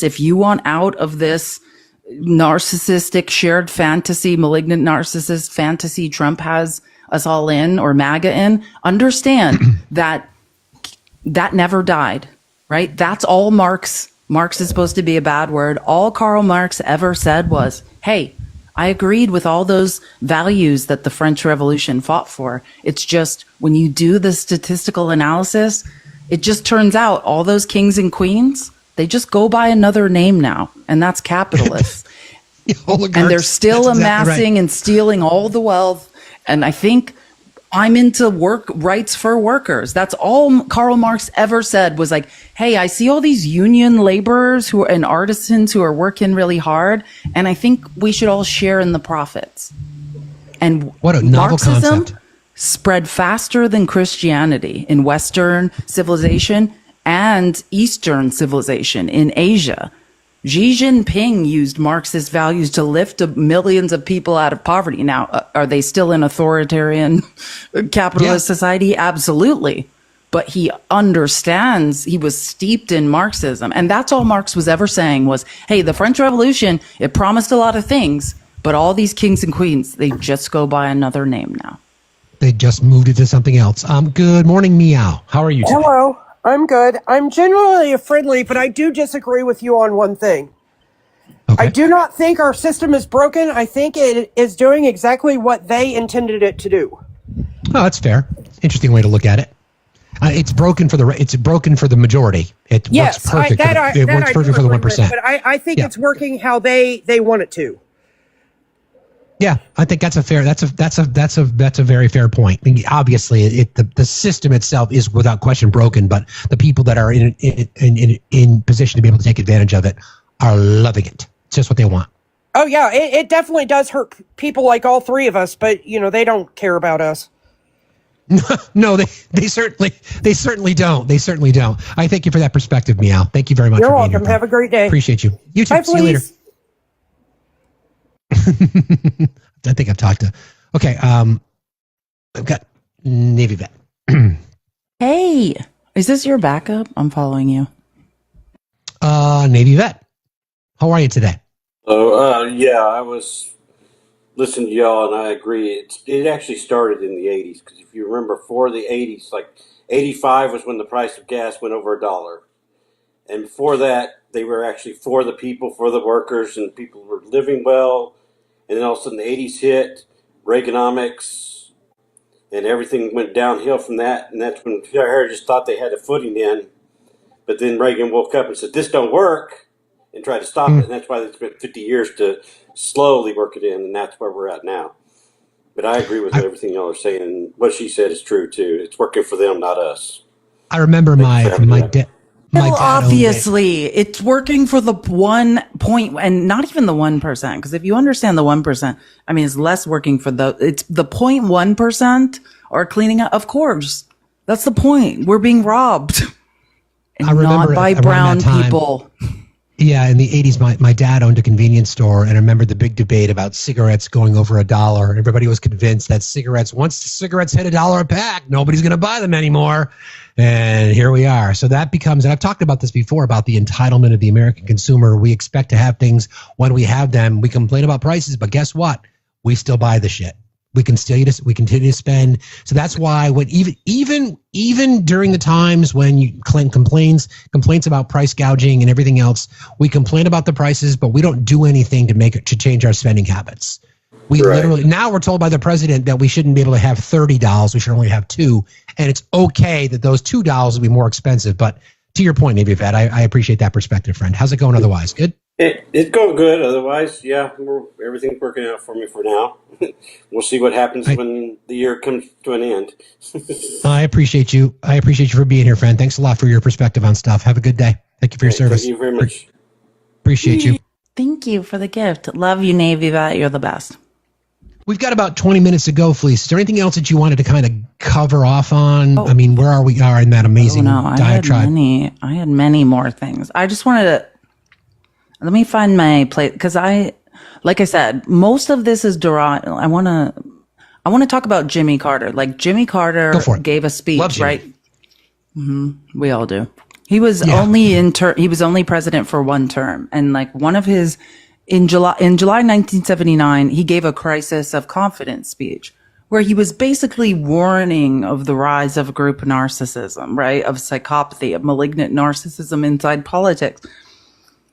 In the 1979 crisis of confidence speech stated that Jimmy Carter stated that America was confronted with both a moral and spiritual crisis that presented a fundamental threat to its democracy. It was a crisis of confidence, specifically a loss of confidence in the future that was threatening to destroy America's social and political fabric. Too many people had become self-indulgent and obsessed with consumption to the point that a person's identity was no longer defined by what they do, but by what they own. And that's the truth. Look at Donald Trump. Has he really accomplished anything, done anything? Is he overly educated in anything? We now live in a society by grifting, right? What you have matters, not how you got it, not what you know, Status. not the values by which you live by. Carter was making the important point that America was at a turning point in its history and warned there was a need to face the truth, to change from the present course of self-interest and fragmentation of society based upon a mistaken idea of freedom as an individual right to grasp toward some advantages over others. Such a outlook of constant conflict between narrow interests could only cause chaos and end in certain failure. Carter hoped to rekindle America's sense of unity and restore confidence in the future. This is the point, right? Individualism has killed us all, right? The belief that you're a temporarily embarrassed millionaire is how MAGA remains in the shared fantasy with Donald Trump. When all mathematics, all statistical analysis, all data, all facts say that Donald Trump and other billionaires are forming an oligarchy and robbing MAGA. But they're in this shared fantasy that any day now, it's coming. As long as I stay in this sociopathic reality with a malignant narcissist, I'm going to be a millionaire, even though it's mathematically impossible. Yep, Doge checks. Just use that one. They were convinced they were going to get Doge rebate checks from all the waste, fraud, and abuse that was found in our government. And of course, we knew that wasn't going to happen. I think they were supposed to come out on February 30th. We're long past that deadline now. But that's another promise. Promises made, promises not kept, right? God, don't even say that. God, I hate her. I know. I wanted to read this real quick because there's a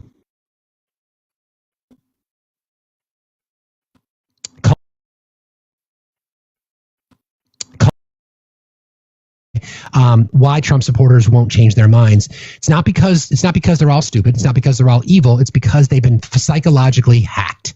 People under authoritarian influence often genuinely believe they're thinking for themselves.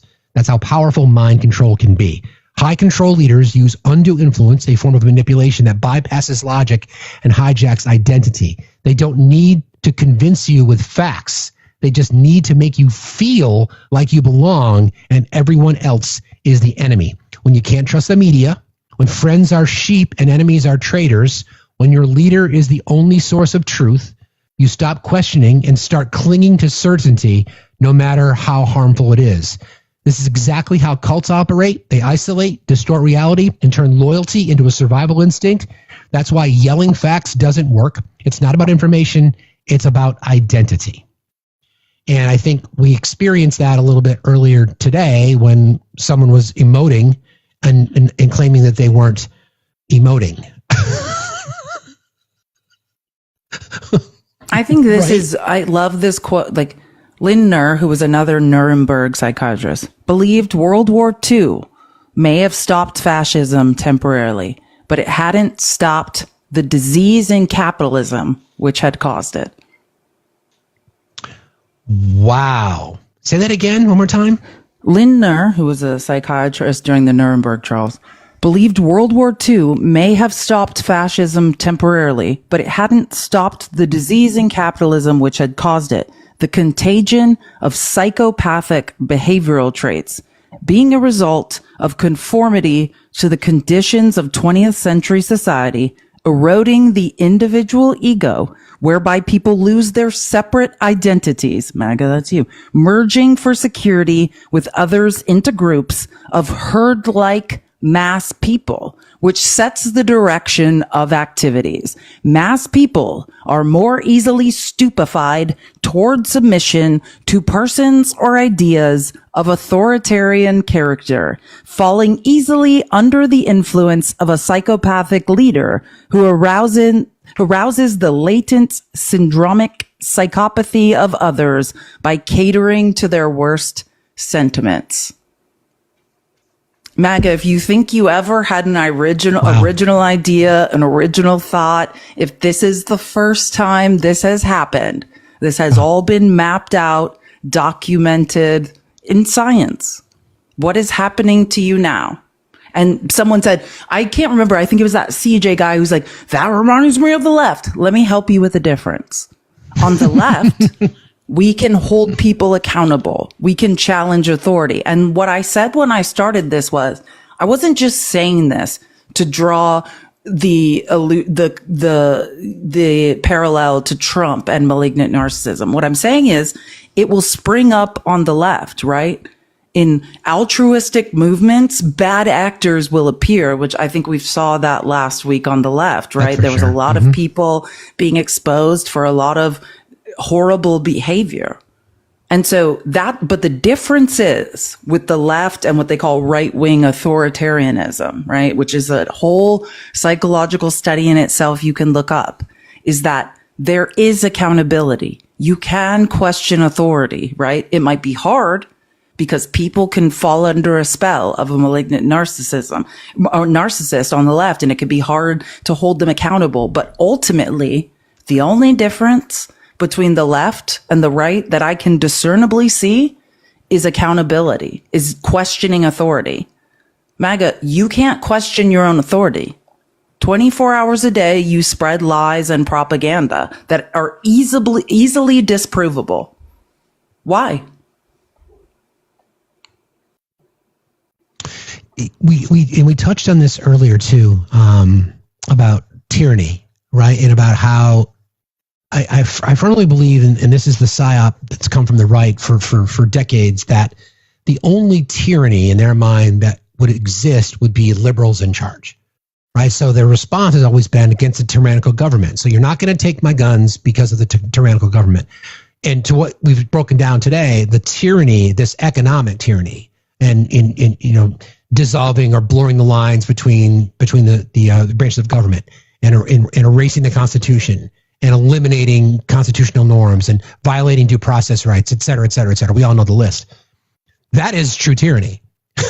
And the people in this case, aside from the marginalized communities, because they're always harmed the most, think about the agriculture cuts that we went through earlier and how the impact that we're seeing on small farmers. I know Will did a video over the weekend about how, rural farmers, especially in the Midwest, are just really feeling it now. Like the small family farms are going to be out of business by the end of this month. We know that supply chain, we talked about the symbiotic relationship of freight, global freight, about how there's an expectation and an assumption that cargo ships are going to leave China full, come to the U.S. unloaded, and then exporters from the U.S. will then restock the ships so that they can go out across the world. That's not happening now. 40% on average. Global trade is cut by 40%, they're saying. Think about that. Think about the impact it has, and not just what's on the shelf, that's bad enough, but all the little ancillary industries that depend on that, from the small, mechanic operations to the little stores around ports of call and things like this. We haven't even scratched the surface as to how bad it's going to be.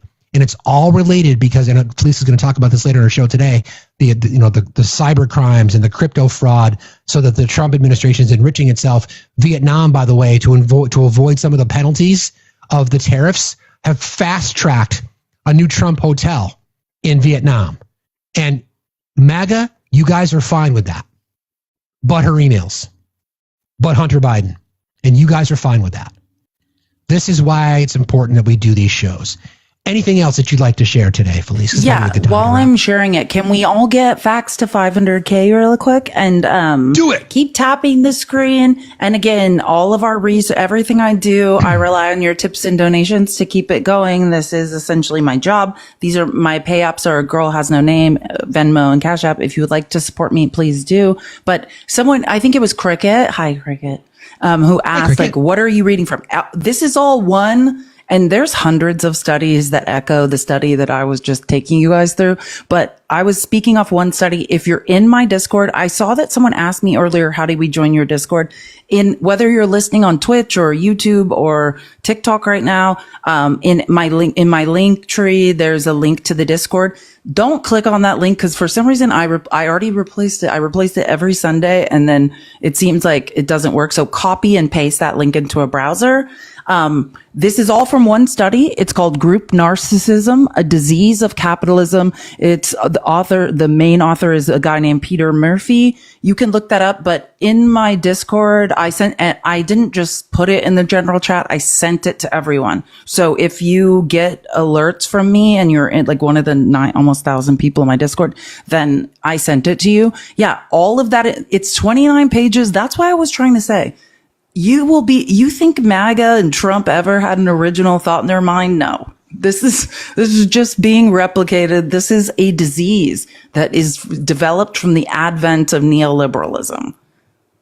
Right? So it's called Group Narcissism, a Disease of Capitalism, the author and Peter Murphy. And you can look that up and it will pop up. This has been great today. I always look forward to these conversations because our brain, I love it. All the synapses are firing. Is there anything that you would like to share in closing? Anything else you want to promote Kyle today? in the comments, I believe, was talking to me, but can't type correctly and said, feline, open wide, wider. I don't know why you think misogyny and references to grape or essay are appropriate, Kyle, but I do have a couple extra minutes if you would like to come up here and threaten me personally. Wow, Kyle. My goodness. Scared, soft, and weak. Waiting, Kyle. Intimidated. But my guess is that you are an impotent, terrified, tiny little man who will do nothing of the sort. Yeah, you and your micro. I'm waiting, Kyle. Corner, Kyle. Kyle, I don't see you requesting. Where are you, Kyle? Say it to my face. Degrade me to my face. I'm sorry that your brain is small and you have a deep sense of insecurity that makes you feel threatened by women whose brains are firing on all cylinders. There's nothing I can do. I can suggest therapy. He ran. Oh, Kyle, you're gone? It's so strange. I'm so surprised that Kyle doesn't want to come up here and say that. I think Paul had a quick question for us before we head out today. Kyle. Sorry about that, Felice. I know you're used to it, but still. Hey, Paul. How are you? Yes, Kyle was an insecure little man who peaked in middle school and was picked last in kickball. That's his base. Indeed. Indeed. I have a question for you, Felice. In this time of talking about the French Revolution and looking back to France of May of 1968 and the national protest during the Cold War when they broke away from the Soviet Union, is there anything less than a national labor strike that's going to change the corruption of this country, in your opinion? I am on generalstrike.us. We are gathering people. We need a critical mass of, I believe, 13 million people. But if we're talking about, I think I get where you're going, Paul. Outside of like acts of civil disobedience, which I think protesting is becoming like a hobby of everyone, which is amazing. Yeah. But like, we have two levers of power out because we're not overpowering the American military, which is being deployed on U.S. soil at this point in different ways. Mm-hmm. So I think that would be either a general strike, or which it's not. General strike is a critical mass of people. I think we're looking for 13 million, right? Like 3.5% to stop working, or right. The other lever of power we have is to stop consuming. That's What would you ask for that national strike? And I'm asking this because I actually have an appointment. I have a meeting with Swallow on Thursday, and he's willing to talk about this with me. That's amazing. Eric Swallow was the only person I did a little piece on him. I like his style. He's a good guy. We went to the same school. Terrorizing Kevin Kiley. Yeah, was the question, Paul, what would the ask of him be and how to support it? I'd say promote it, for one. I mean, what would you want from the strike? Like, what are the demands? What would you like? Obviously, impeaching the orange guy, reversing Citizens United. What would the demands be if you were to pick a perfect list of things in the strike? What would those things be? I wouldn't make it about politics, I'd make it more economics. I wouldn't talk about impeachment on the labor strike. I would make it about a livable wage. I would talk about expansion of family leave, maternal, paternal leave. I would talk about, increased protections at work. Don't forget, they want to do away with OSHA. I would make it about economic. I wouldn't use that. I wouldn't use that form, at least for me. I wouldn't use that format to introduce articles of impeachment. I would make it about economics. Felice? Well, I mean, the point of the general strike is to restore power to the people, right? Like, it's not about necessarily gaining leverage. It's about, hey, there's a way in which the U.S. is supposed to function. Like, appropriations are supposed to go through Congress, right? It's about Donald Trump ceding power and allowing the checks and balances of the government to work. Like, do I think that through the general strike, people are necessarily going to have, anybody is going to grow a spine in Congress and overcome Trump? No, not necessarily. It's about gaining the basic human rights and the things that were appropriated by Congress that people need to live. So what things, if you were to put, so if you were to pick 3 to 4 things, what would they specifically be in your opinion? I mean, I would demand, again, if I'm thinking about this on the spot, if I had more time to think about it, I would say I would be demanding an increase of federal minimum wage. Okay. I think that would be a good place to start. I would be demanding, I don't want small bites of the apple when it comes to expansion of the ACA. I want universal health care. I want to demand it. And I think corporations should pay more in taxes, pay their fair share. Okay. Felice? But like, my feeling is like, okay, all of those things I completely agree with, but at this point that's delusional, because what's happening is the erosion of things that have already been appropriated legally by Congress, right? Sure. Like, so as we see authoritarianism take over and the power consolidated in the executive branch, I see it as like a relinquishing of authoritarian control, right? Like, I mean, yeah, I want universal health care, but like also I just want him to acknowledge Congress who's appropriated money. Yeah, that is right now keeping people alive. That may be a good one, Paul. How about just follow the law? Stop sending money to El Salvador. Would you put in there to reverse Citizens United so it removes the dark money and all these politicians from buying seats? Sure. Will never have. Yeah, but how is that? Like, that's not going. We're not going to strike and get money out of politics. We need Congress to change laws to do that. And right now we're in a situation where Trump is not acknowledging Congress exists. So of course, or the courts. I think we want, or the federal judiciary whose job is to place limitations on the executive branch. So like, I think like it's the cart before the horse. Okay. Good luck. Let us know how it goes. I mean, I think any of the above, I think would work. Oh, thanks. I appreciate you, buddy. All right, thanks guys. a lot for jumping in today. See you later. Well, this has been great. I hope you guys really appreciate the amount of work that Felice put into this and the education for this particular live. We went through the budget, we went through economic narcissism, and we know what we're up against, friends. Again, we the people, this is a moment. Any words in closing, Felice? And thank you again for getting up so damn early and doing so much work. And I'm sorry about people like Kyle. They're out there everywhere. Oh, yeah. I just like to call it out publicly, like men who imply I should be raped or whatever it is you're trying to say, Kyle. I just like to point out that you are spineless and won't say it to my face.